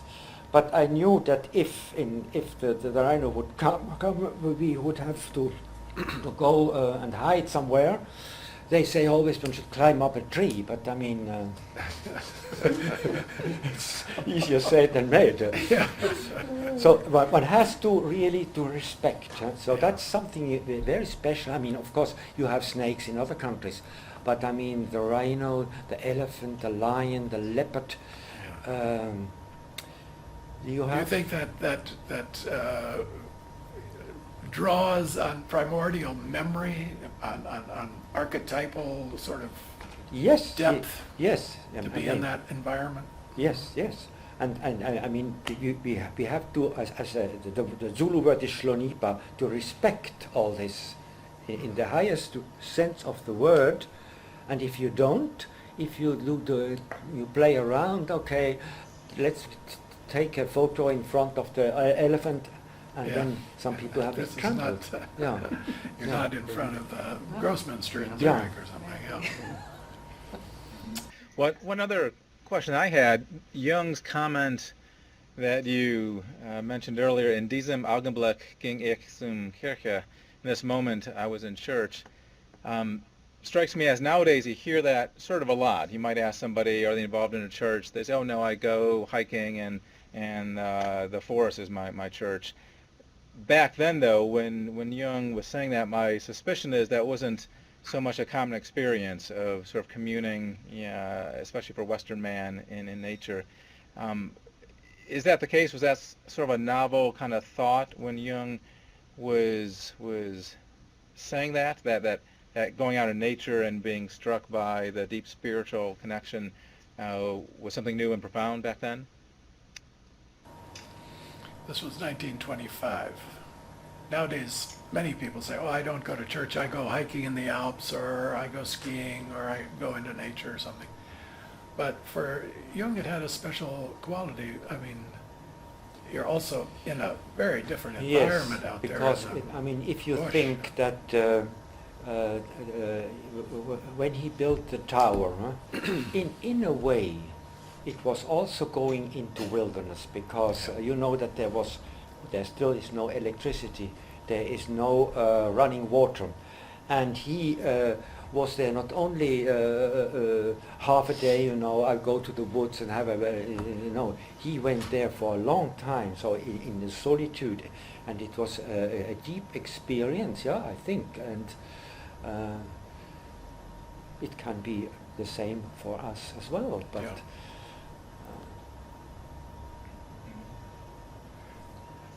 I don't know, does that answer your question, Steve? Probably people have been going into nature and having special numinous or spiritual experiences forever, you know. If you look at, I mean, Jesus went into the desert. Moses went to the mountaintop. It's biblical also to go in. They don't go into a synagogue or into a temple. They go out into a place where the spirit is not contained. It's, it's free. Thoreau, Walden. Walden in Massachusetts, Thoreau. So I think this experience of the spirit in these wilderness places is immemorial. It's not anything new, but it may have been a new discovery for Jung. Although he was very fond of going camping and kind of roughing it and hiking, and he liked to get out of the city environment from very early on. But I imagine out there in the wilderness, there was a special element. Yeah, and I mean that's why a man like Ian Player says we have to preserve these kind of wilderness areas. Once upon a time, everything was wilderness, and the monks had monastery to protect themselves against animals, and now it's the other way around. We have to protect wilderness in order to enable such an experience. Yeah. Mm-hmm. Yeah, that's well said. Let me ask one, I think it's a quick question, and maybe we can take a break after that. This is from Elizabeth in the internet world, and her question is, having spent time in Kenya, did Jung interact with the Maasai? I hope I'm pronouncing that right. Do you all know that at all? The Maasai, that tribe, those very tall. I think there is he saw one, didn't he, standing on a hill or something? That's right. That might have been a Sai, yeah. Maasai. But he didn't meet so many other tribes. It was a very limited experience in a way. Algoni. He went to the Algonis, and also his experiences about the dreams. I mean, Burleson writes in his book, and he's right. Jung maybe hoped that he would get many dreams. He didn't get many dreams. He got one. Got one of his own, you mean? No, from no, the people. no, from the people. Yeah, Yeah, they didn't. It was in fact, they told him they don't dream anymore. The district commissioner dreams for us now, something like that. Yeah. Yeah. Well, thank you. Well, shall we take our break? Okay. 15 minutes? Okay, so 15 minutes, and we'll reconvene. Okay, good. Thank you. Okay. Yeah, we're good. We can hear you. Okay. So anytime you'd like to resume, feel free. We will. We're going to go on with Peter and Africa, and maybe I could just say another word about this book that you see there, The Archaic, the Past in the Present. It's a recent publication, came from Routledge, edited by Paul Bishop, and there are several essays on Jung's paper, Archaic Man, but then there are other essays as well that might be of interest to people. There you can see an introduction, Archaic Theories of History, Genius Loci, The Archaic, the Sublimity of Origins, The Idea of the Archaic in German Thought, Beethoven, Nietzsche, Heidegger. So it's a really classy book, very interesting articles, good writers. So for people who are into this topic, I would recommend it highly. So Peter, we've got you up now to filming the rock paintings of the Bushmen, filming some of their ceremonies. Where do you want to take us from here? Yeah. Concretely, why did I go to Africa? I mean, of course it was spiritually, it was Lawrence van der Post who brought me there. But in 1990 I got an invitation by Vera Buurman to go to Cape Town to help to give some lectures, some seminars for the institute they wanted to have there, the students. And now Vera Buurman was the grand old lady of Jungian psychology in Cape Town. She was a psychiatrist, but she was also a in London trained Jungian analyst. And when I met her, her baby was to create the group, the institute, the Jung Center in Cape Town. But what I discovered only later was that she had done extremely interesting work with African traditional healers. And this is a kind of pioneering work, really, because she has done it even at a time when apartheid was still reigning in South Africa. So she took also a certain risk in a way.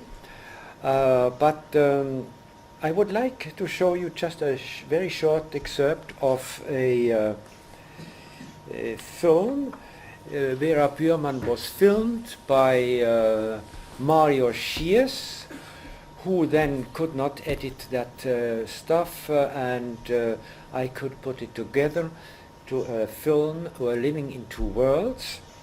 And we are going now to see a short excerpt of that documentary.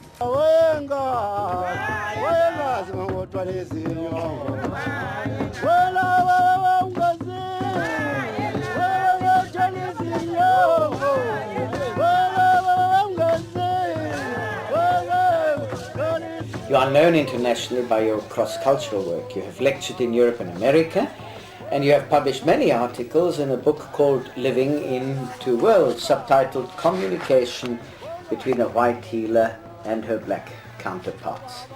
Now, can you tell us how this particular interest began? What made you suspect that there was a connection between Jungian psychology and therapy and the methods used by indigenous healers? I didn't suspect that at all.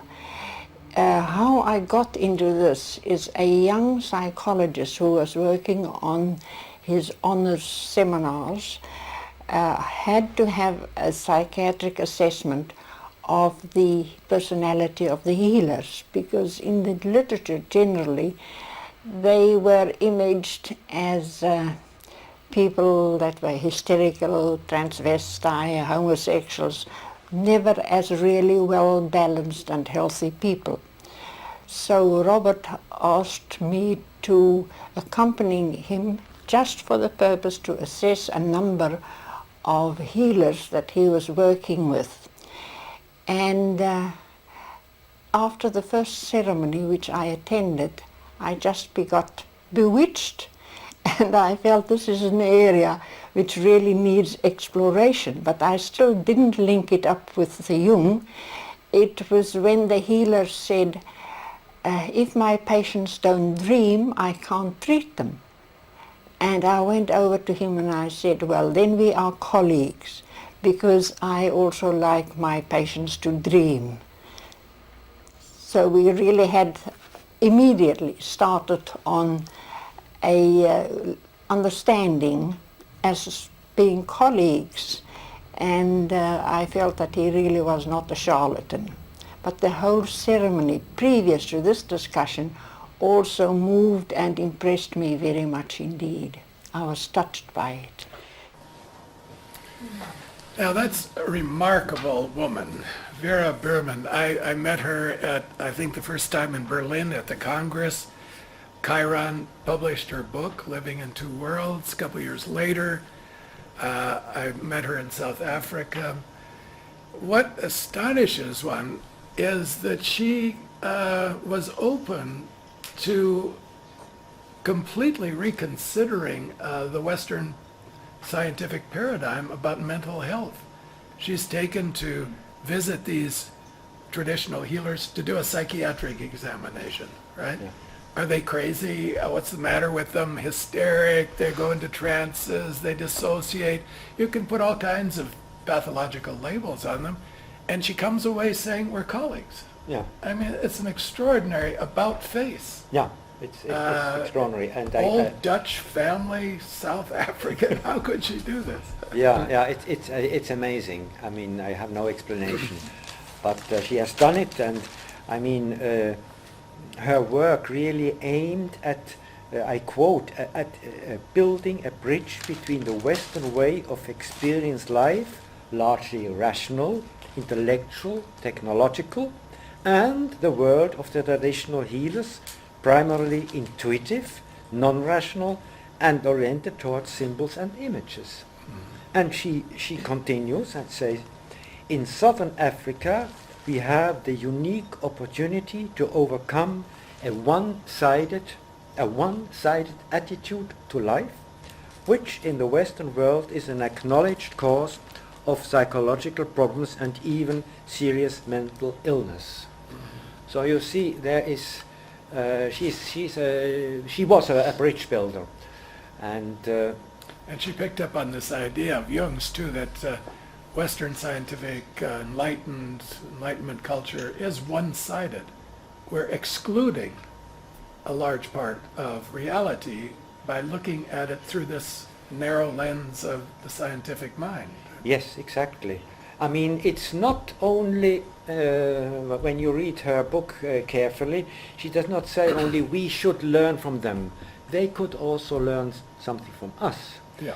And that led me also to, when, you remember, finally it was decided that the International Congress of the IIEP was held in Cape Town in 2007, I thought now I would like to honor Vera Biermann. And I proposed, instead of giving some erudite lecture, you know, nobody's interested in, let's do some workshops and try to have an exchange between Jungian psychotherapists and African healers. Not to colonize them, but to see if there is some exchange. Huh? And that was bold experiment of yours. It was, yeah, it was a certain risk. I mean, we were helped by a Swiss foundation, by the way, because it was quite an expensive, because all these healers had to be flown in and all this. They didn't have the money to participate in that congress. But what I propose now is to have just a short clip of this film, this Healing in Two Worlds. This is the whole, so to say, it is a summary of these three workshops. And we listen now to Dr. Nokudzola Mendende, who is a Xhosa healer. She is, I mean, she has an academic degree, but she's also a fully fledged healer.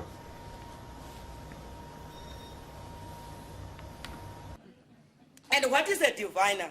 To be a diviner is a call. It's not by personal choice. I think Vera has explained that. And it's a call by ancestors to heal. And they communicate with you in many ways, but mainly through dreams and visions. And dreams are not the only ways of communicating of the ancestors. And before I come to that, again, the ancestors are with you, within you. It's not true that the ancestors, there are ancestors that are at home and the ancestors that are in the river, the ancestors that are in the forest. No one has ever died to know that, okay, and came back, okay, there's a difference. Oh, these have just died, these and so on and so on. So no one has done that. We don't know. So ancestors are everywhere. But when they have called you, they tell you where to be secluded. That is why divination is not a homogeneous entity. We are not called the same way. That is why it's the same with the West. That is why you find, I'm not saying they are called, I don't know. That is why they are gynecologists, they are this and that and that and that. So even with us, it's not homogeneous.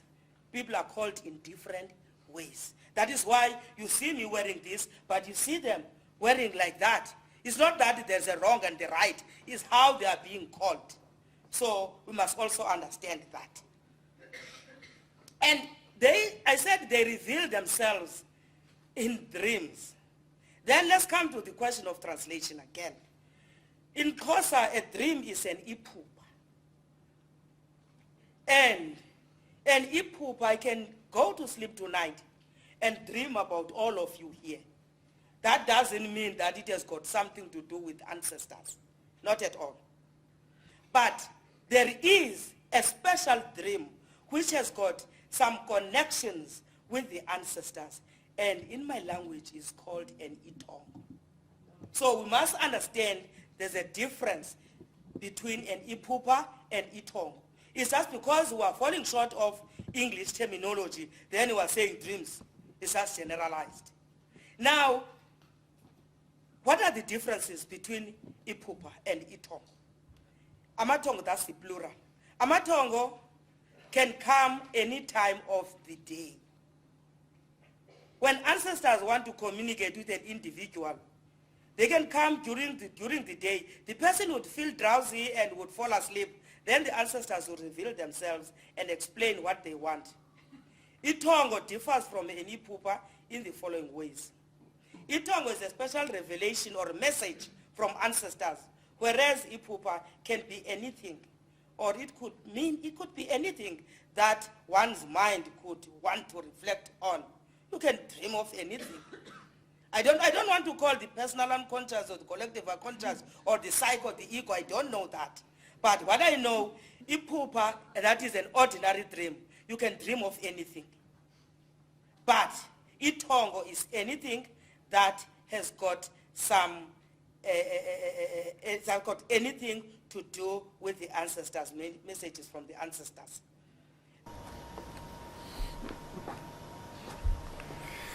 So, two types of dreams, huh? Yes, here we are. Yeah. Yeah. So, I mean, Lawrence van der Post mentioned Jung at the beginning, great dreams, ordinary dreams, dreams coming from the collective unconscious or personal unconscious. Here we are again. Huh? I mean, that's the origin of yeah. So that's the roots of this the distinction. Did she give any examples of such a dream? Yes. Of course, she gave examples, and so she made even very funny remarks, because she said, I mean, you know, the essential thing is the ancestors. The ancestors, they are everywhere, all the time present, and this is not so easy to understand for us. But you see, Jung. I became aware of the fateful link between me and my ancestors. I feel very strongly that I am under the influence of things and questions which were unanswered by my parents, grandparents, and more distant ancestors. And the unconscious corresponds to the mythic land of the dead, the land of the ancestors. Here we are. And Jung, when he was 83, when he met a group of students, he said, "Go to bed, think of your problem, see what you dream. Perhaps the great man, the 2-million-year-old man, will speak." So I was, of course, during these workshops, I was mentioning all this, and so to say, yeah, we have similar thoughts, we have similar ideas.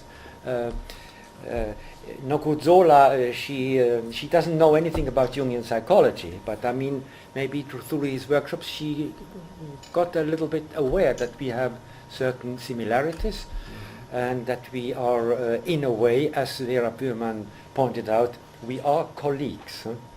Yeah. Did I answer your question? Beautiful. No. Yeah, these ancestors, the ancestors come and make a claim, or they speak. What do the ancestor dreams tell the healer? I mean, what would be the content of such a message? Yeah, you see, the ancestors, of course, they can appear in many forms. I mean, it can be an animal. I mean, she made the example that when you dream of a tiger, it's very strange because there are no tigers in Africa, but she made that example. When you dream of a tiger, that means something very important, because it's an animal that represents an ancestor. The ancestors without face, because they are the ancestors whose face you know, maybe the grandfather, the great-grandfather, and then come all the ancestors which go way back and are the ancestors whose faces we don't know. So she said that when you dream of a tiger, that's very important. But when you dream of a donkey, that means nothing, she said.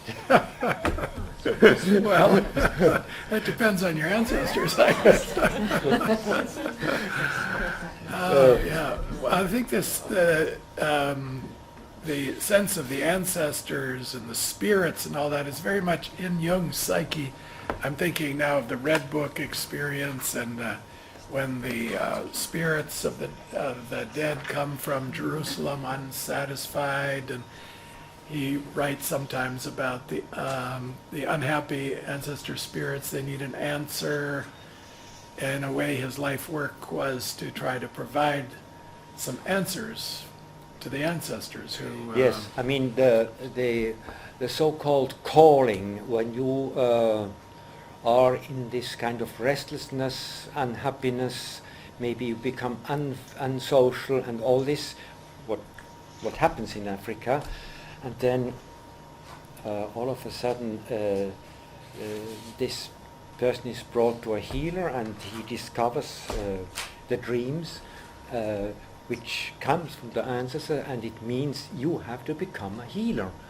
And during the whole process of training and even later, the messages from the ancestors, what we would call important dreams, are always a guideline for the training, what you have to do.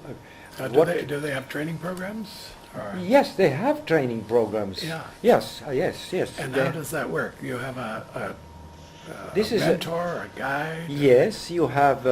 You even find your analyst, your trainer, usually very often by a dream. Yeah.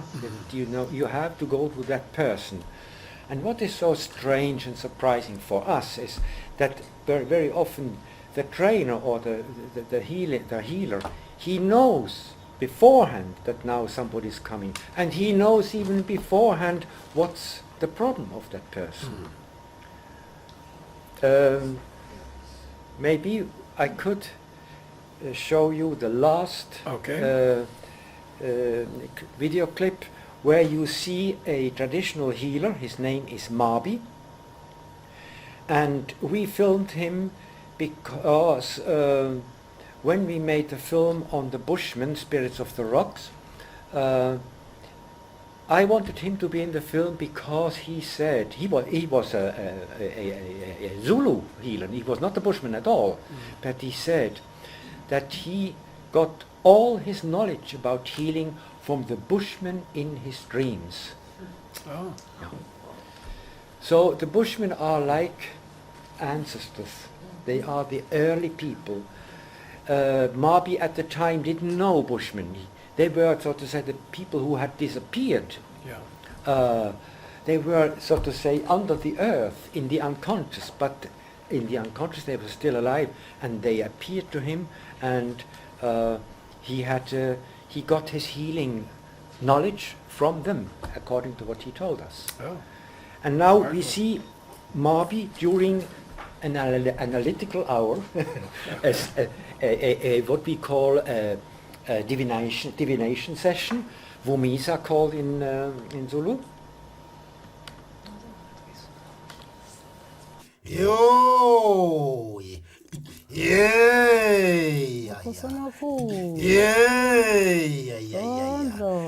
oh,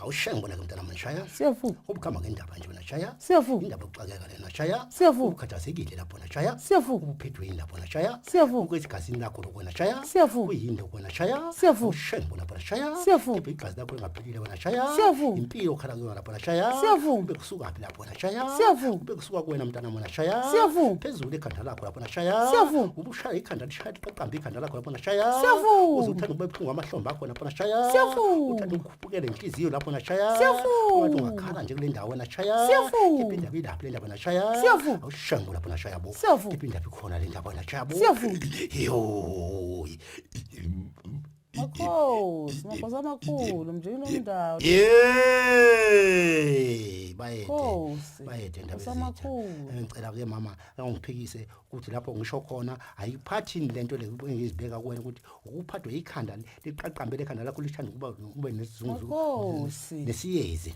Makhosi amakhulu. Hayi. Makhosi angiqabuki lokho kokusho. Bayede.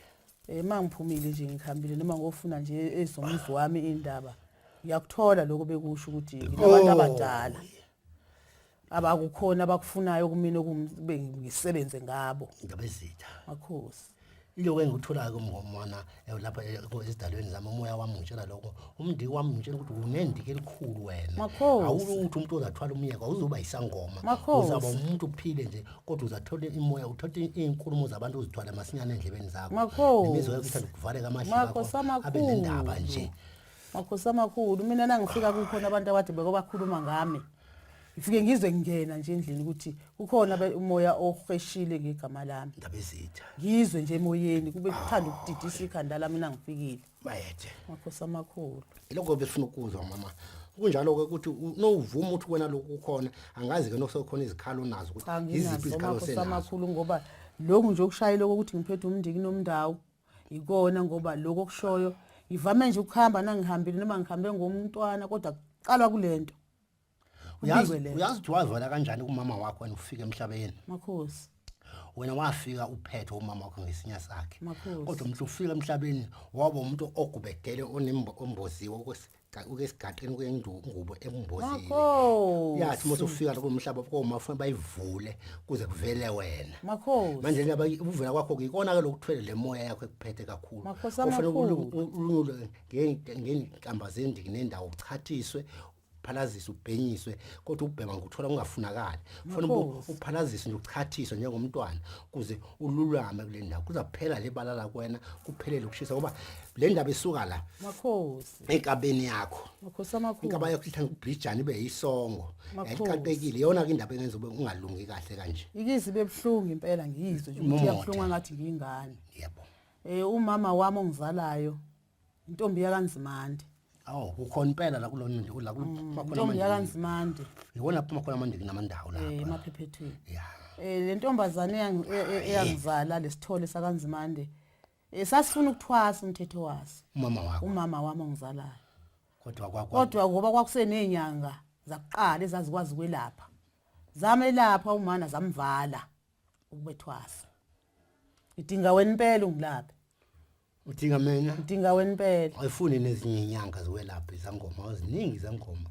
Cha. Siyakwazi ukwelapha abantu nazo ziyayelapha lento. Ziyayishaya impela kodwa ngendlela ongibekele ngayo ngikhola impela. Idinga wena ke impela kusafanele ngihlehlele emndenini ngoba bikela ngendaba engiyitholile. Nababa wekhaya.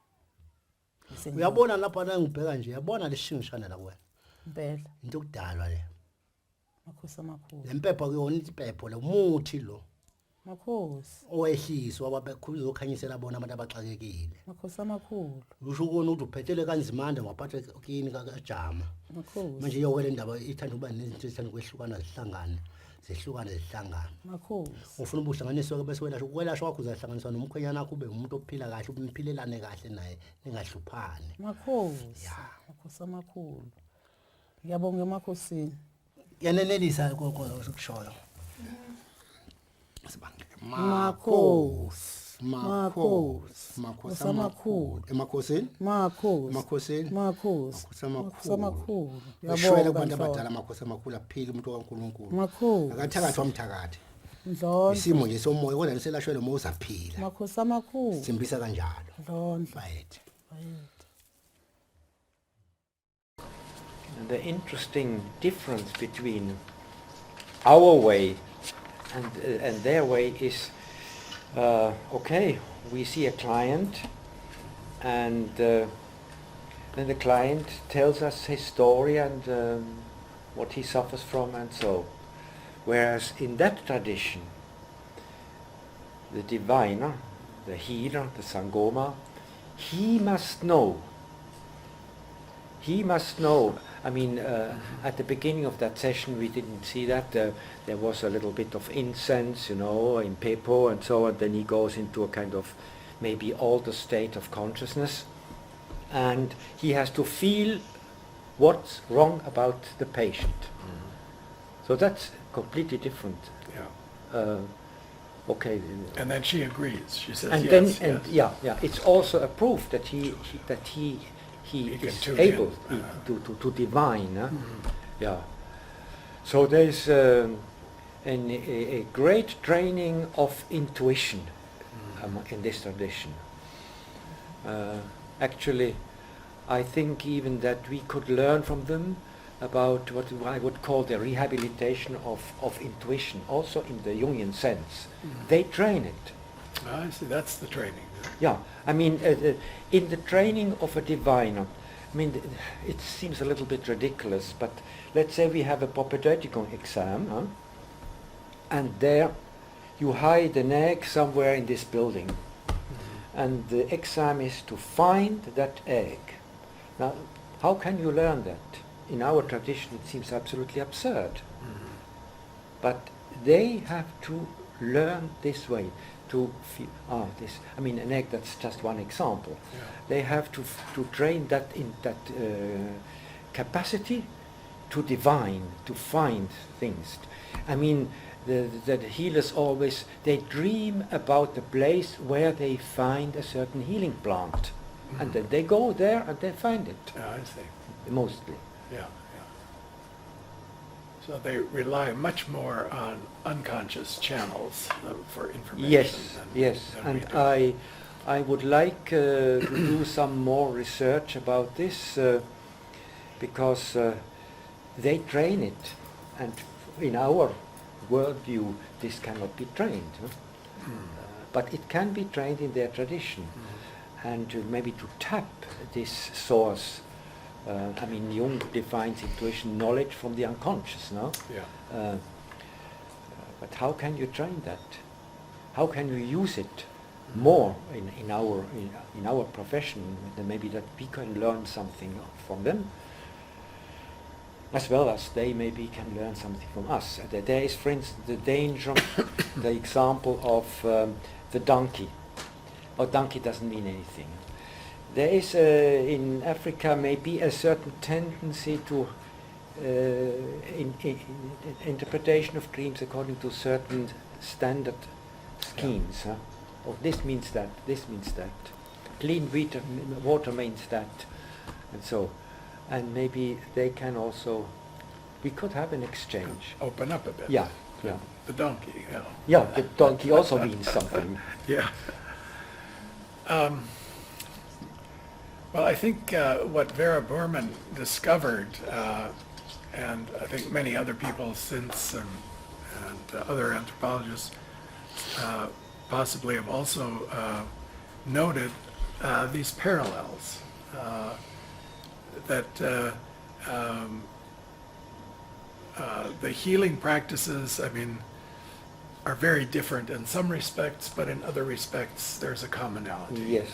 And certainly Jungian psychology does rely a lot on intuition, on dreams, on images and symbols. And I think that's what Vera Burman sensed when she met the diviners and the healers, that, absolutely, that they were colleagues in this sense. Yeah. In one of my seminars once, a colored man said, Jungian psychology is the one closest to our way to see things. I think that's a big compliment. Yeah. What is your future work with Africa, Peter? What are you looking forward to still? Look, I think I would like, it's always also a question of material question. I mean, it needs money. If I can, and if we find some support, maybe of some foundations, to continue with this work of exchange to change each other.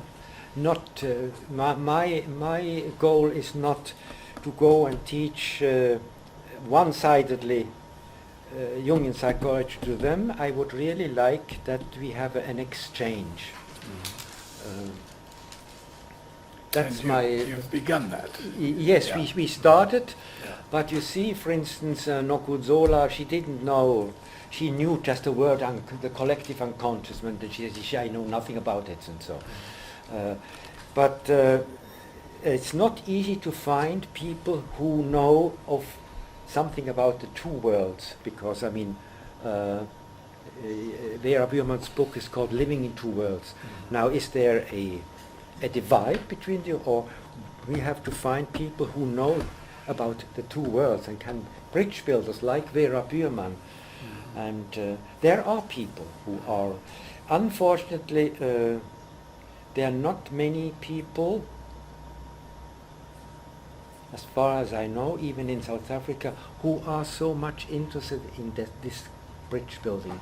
They are in their own In their own world. world, Yeah. yeah. We all But tend I to mean, live there's also one thing that the one-to-one person setting we have in our analysis, this is not really the African way to do things. The community. So we have maybe also to find other ways to with them, you know, and a little bit expand and change our way to do our work there. Steve, you want to ask some questions? We could get some discussion going. Yeah, let's do that. I'll start maybe with some internet questions, then we can ask the Asheville audience if there's some here, and then, of course, Zurich as well. First question for Peter is, what was it like meeting Carl Jung himself? What were your feelings, and what kind of presence did he give off? Did it change your life in any ways? Any thoughts on that, Peter? Yeah, you know, I mean, to say, okay, I met Jung and this meeting changed my life, it's a little bit too simple. Yeah. It's sure that when Yolande Jacobi, in a very generous way, because all the others wouldn't have done it, but she was a kind of pushy person. She was a very active kind of analyst and conventional, and she said, you must meet Jung. I arranged it, and she wrote a letter to Anelia Jaffe. And I had an hour with Jung, a visit. It was Very difficult to get a meeting with Jung at that time. And but she succeeded, and so I met him, and sure that this had an influence on me. As I told you at the beginning, he made that wonderful connection between hearing, listening, and what is in German Gehorsam, obedience, obey, listen to the voices. And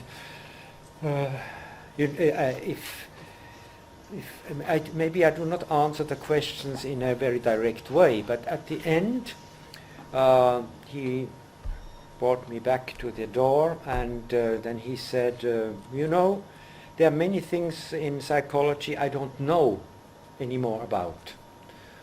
I have focused, specialized on certain things. And I always tell this story because I think it's first a sign of modesty, and second, nobody should come and tell me Jung hasn't done this, so we shouldn't do that. Yeah. You see? Yeah. Because that was a tendency in the early days of the Jung Institute and so on to become very sealed off. If Jung did it and said it, it was okay. If he didn't, forget it. And he's opening the door to wider exploration. There are many things I haven't dealt with. Yeah. It was a good message. Yeah, that was a good message. So certainly this, to answer the question, helped to change my life. Is it a vivid memory of Jung that you have? Yes, I mean, I remember him. He was quite a tall man. Yes. And then I have another memory. He had a black armband on his arm, and this was the tradition at the time, maybe not anymore, but in his generation, because his wife had passed away a few months before. Oh yes. So that's... So he was in mourning at this He time. was still in mourning, yes, that was a sign, an expression. Yeah. Well, thank you, for sharing that with us. There's a few more internet questions, but let me first go around. Asheville, any thoughts, questions here? Don't think. Yes, okay. Go ahead. And before you say, this is John DeWitt. John is South African, and you'll notice his lovely South African accent in just a moment. And he's director of a nonprofit agency doing some really amazing things in South Africa, looking at micro-enterprise and that sort of things. And he commutes from Asheville to South Africa back and forth, which is quite impressive in and of itself. So that intro, go ahead, John. Thank you. Thanks, Steve. Is your microphone on? Is the green light? Okay, yeah, good. Yeah. I once had an experience where I went with an old African out into a rural area, and while we were working there, he wanted that evening. He wanted to go and see a healer, and he went to see the healer, and I wasn't allowed to go with him, of course. And when he came back, and he said, it was amazing because when I walked into the hut, the healer knew I had a back problem. And I always found that very challenging. So what I assumed was that the healer used knowledge and intuition and saw some movement in the way he walked, some movement in the way he sat down, and that told him, he's got a back problem. But from what you've just said, I guess it could have been more than that. So that's what I wanted to ask you. Do you think it could have been more than that, more than just observing some small physical thing which told him a bigger story? Yeah, you see, that's the mystery of intuition, and somewhere it seems that Jung has defined intuition in the following way. Look, there's a man in a boat on a lake, and there is some bird, what is called? Ducks. A duck? A duck, yes, A yes. duck. And that duck is diving. Now, where does it come up? Only the man who has great intuition knows where it comes up. and that's okay. That's a joke, but I think it's a good image, and it seems that these people. I think when we think in the four functions Jung explains, I think in countries like Africa, intuition has much more importance, and people are much closer to that. Of course, maybe their thinking is not as developed as ours. I mean, thinking, rather rational thinking. But they have a great sense for intuition, and maybe that their training is more intuition than thinking. I would think, yeah, I would say so. I mean, he may have picked up some slight signals from the way this man walked, Sure. if he saw him coming down the road, but possibly he didn't think like a doctor in a Western clinic would think. To make a diagnosis, he goes very quickly. In other words, he picks up signals or can sense things about the way a person is, and very quickly draw a conclusion. I mean, sometimes that's there are signals that we don't even know we're taking in, that come to us as information, via the unconscious. We trust machines and mechanical things. I mean, here also, I remember a story of my grandfather who was a pediatrician. And one of my sisters, when she was very, very small children, she looked through the door, the keyhole. She observed my grandfather. That was, of course, not allowed, but she did it. And she saw that my grandfather was taking the baby and was smelling. Then afterwards she said, my grandfather, what were you doing? But you know, the smell tells me a lot of things. So this is not so far from intuition. Yeah, that's right. Yeah. Whereas nowadays you do it maybe in a more mechanical way. I don't know. Exactly. Yeah. I think doctors are trained out of their intuition now. You know, you have to do tests. That's certainly the danger. Yeah. We have a a doctor in Thun who does use his intuition, I think. And when he takes your pulse and he's listening to your heart and so on, he closes his eyes. And you know he's doing more than just listening to the stethoscope. He's listening to signals that he can pick up, and then he comes up with an idea of what might be wrong, or you're okay. And so I think it's a very useful function. Maybe we've overdone it with the thinking function, thinking sensate, and maybe they overdo it with the intuitive feeling.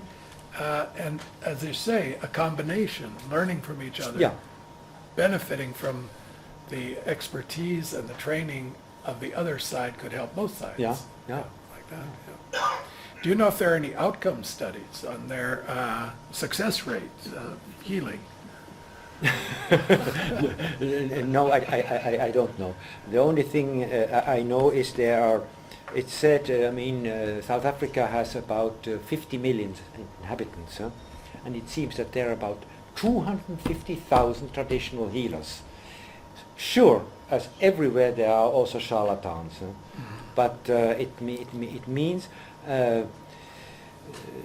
this has to be taken in consideration. And and then we get into the whole subject of psychosomatics and placebo effects and all these mysteries, you know, that are really not explained by our science.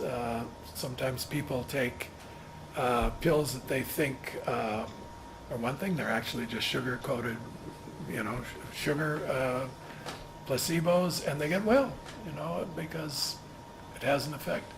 So the mystery of healing has not been solved. Maybe a traditional healer can heal a traditional person who would not be healed if they went to a Western clinic, and got the best treatment imaginable or available. But the serious traditional healer knows his limits, and they know that maybe at a certain point they have to send their patient to a white doctor. I mean, this is well known. Huh? But also, Astrid Berg, senior Jungian analyst in Cape Town, she works together with black healers because she knows that from their side they can also help. Mm-hmm. And she works with children. She works with children, but also with adults. She works with mother and children in a clinic in the suburbs of Cape Town. That's right. That's a colleague of ours, Steve, in South Africa, who Vera Berman trained. I think Astrid was an analysis with Vera for many years and learned a lot from her. And Astrid Berg is German by origin, but has lived most of her life in Cape Town and has done a lot of work in the outlying areas around Cape Town with the African people who live in the villages and in the settlements around the city. Yeah. Oh, nice. Let me ask a couple real quick internet questions, then Zurek might have a question as well, and if we have time we can finish up with some internet. Peter, you'll like this one. The question is, where can we secure Peter Ammon's DVDs? And I'll just say we'll have a link on our website to your DVD page. I think we have that up already if we don't. But if you go to... I can just tell you now where you have to go. You go on my website. Maybe we can show it. I don't know. Yeah, that'd be good if we get it up on the data screen. We'll also link it to our page. So if you come to the page you registered on, we'll link it there too. And then the other question, while you're pulling it up, this is probably for, well, it could be either of you. This is from Jacqueline. What color were Jung's eyes? I've never been asked that before. Do we I guess, know? Peter, how good is your memory? Peter? Going back. Did you look into Jung's eyes? What color were his eyes? Sorry, I was a little bit absorbed by technical problems. Der color, die Augenfarbe We have a die Augenfarbe vom Jung, über die gesehen habt. we have a question. What color were Jung's eyes? I'm not a sensation type. I'm sorry. Use your intuition. I think they were brown. I think they were brown. I was going to say. No. I think it was a mixture between blue and brown, because he was already quite individuated. I see. one blue, one brown. Exactly. I was going to say, Murray, there might possibly be a question about Carl Jung that Murray Stein doesn't know the answer to. I think maybe they've stumped you. I'll check on that though, Steve. Next time I'll bring you the answer. Right, exactly. I guess Andreas Jung, we could ask him. He may know. Yeah. There's another question that's a nice one. This is from Meg. Might we assume then that our ancestors populate our individual unconscious? Would we therefore assume they populate the collective unconscious also? I don't know. That's an internet question. Any thoughts with that one? I think in the African setup, the ancestors really perform the role of archetypes. I don't think they're so personal. It sounds to me like the ancestors are impersonal powers. There's Peter's website. Again, we'll link that to our webpage, so they can just go to our webpage and link over to it. That'll be fine. But yeah, thank you for pulling that up too. But Peter, maybe you can comment. So your ancestors. Who are the ancestors? Do the ancestors belong to the personal unconscious of the African, or are they archetypal images? You see, or do they pass from one to the other? Vera Burman, in her book Living in Two Worlds, she talks about the ancestors whose face we know. Of course, this is the grandfather, the great-grandfather, or maybe even some generations back, you know about him or her a little bit. But then comes the ancestors whose face we do not know, and there we go into what we would call the realm of the collective unconscious. And the ancestor can appear in the shape of a lion or of an animal. You see, there you're shifting from the personal into the collective, but it could also be cultural unconscious. The ancestors could represent the cultural attitudes, the cultural forms, the cultural ways and traditions and habits, and so there's probably a gradation. That would be an interesting study to go all the way from very personal, your mother, your father, grandfather, to these invisible ones, to the animals, to yes, because we must not forget that these people very often they can. We are in an oral tradition, and oral tradition we outsource our memory. You know, we have it in the computer, and our memory is empty, but they have everything in their head, and so they can quote their forefathers many generations back, you know, the names and all this. And then, of course, at a certain point, it comes to an end. Yeah. But there is this connection with not only, it's not only persons, it's as I said, animals, the water, Wouldn't you say this is what Jung called roots, cultural roots? They're rooted in their land, in their ancestors, in their specific culture. Absolutely. I mean, what was so important for Jung to re-find the roots. This you find in these people, in this tradition. Never been cut off from their roots. Yeah. So many of That's us true. have. Also, the connection with the earth, with the land, is very important.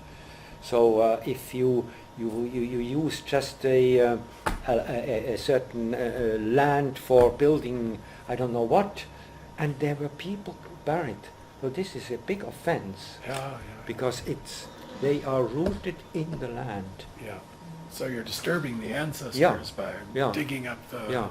There's a big connection. I mean, as you said, we can call it projection or not projection, but I mean there is a living connection with the outer, what we call the outer world. Yeah. There is not this kind of split. That's right, yeah. And that fascinated Jung. I think he saw what we had lost. Not that he wanted to go back into mythological thinking and so on, but there is definitely a loss in how to recover that in a modern, postmodern way. That was a big question. Yeah. And in a way, when you think about our genes, I mean, now these days, King was it Richard III? Richard III, Third, and there is a great nephew, and you take his genes and you go back and prove that he was a forefather. Yeah. And so, I mean, the animals are our forefathers. They are in us. So there is the connection. It's not something we invent. Yeah. It gets us out of our individual ego, our individual isolated ego. Yes. Into a relationship with historical depth and breadth and landscape. And this ego is just a little island in the big surrounding. Wow. We almost out of time. Is there one last quick question from the Zurich audience? I've got a internet comment that might close us down, but if Zurich has a question, we can go with that too. Here? Judith, do you have something? You want to comment? Judith? I'm just thinking about the open channels, which is so important, isn't it, Peter, there? That the channels are open to something much, much bigger. Yes. In the trance, too. Right? Yes. Could you comment on that? Open on the trance, the openness in the trance really interests me. Yeah, you see, I cannot tell you much because I myself do not go consciously into trance. But it is a shamanistic tradition. In that sense, certainly the Bushmen are channeling in that way. They say that they go up maybe to the village of God, and there the healer fights with God. Can I save that person or not? And certainly the traditional healer also opens channels, and maybe these channels also are providing the healers that kind of intuitive knowledge which is difficult for us to understand. And body. They open to the body. He said he feels fire in his belly, you know, when something starts happening. And they connect to the whole universe, from past, present, and the future. Yes, yes. That's also very important. I mean, how do they know that they find a certain plant in a certain place? How do they know that they have to go at that place to find that healer? This is for us. The future is difficult to. We can't really explain it, can we, Peter? It goes. Time goes from one to the other, and we don't know. We can certainly not explain it with our rationalistic kind of worldview. I mean, Jung had also with the concept of synchronicity. I mean, he opened something of a non-causal way to explain certain things. And if I may say something real quick, because I know that we're running out of time, and it's just some shamans in the south of Chile experience the same sort of trance that they do in Nigeria, at least, because that's where I've been. And it's this idea of falling into something that they do not control at all. And in both places that I've been, which is the south of Chile and in Nigeria, they are almost victims. At least they talk about it in that way. They fall victims of these forces that are much, much bigger than themselves. And they somehow revealed what the sickness of the person is. And once they come back into consciousness, they do not remember anything. In both places. So it's people that are around, like in the videos that you were showing, Peter, where people are around touching them. They are the ones that are taking notes with their mind, and And it's, this opening to something that is much, much bigger is also experienced in the south of Chile. I wanted to say because I wanted to... Yeah, and it's important what you say about the getting out of control. I think we've lost. Oh, I'm sorry. No, it was a good conclusion. Great. Thank you. Thank you for coming and contributing.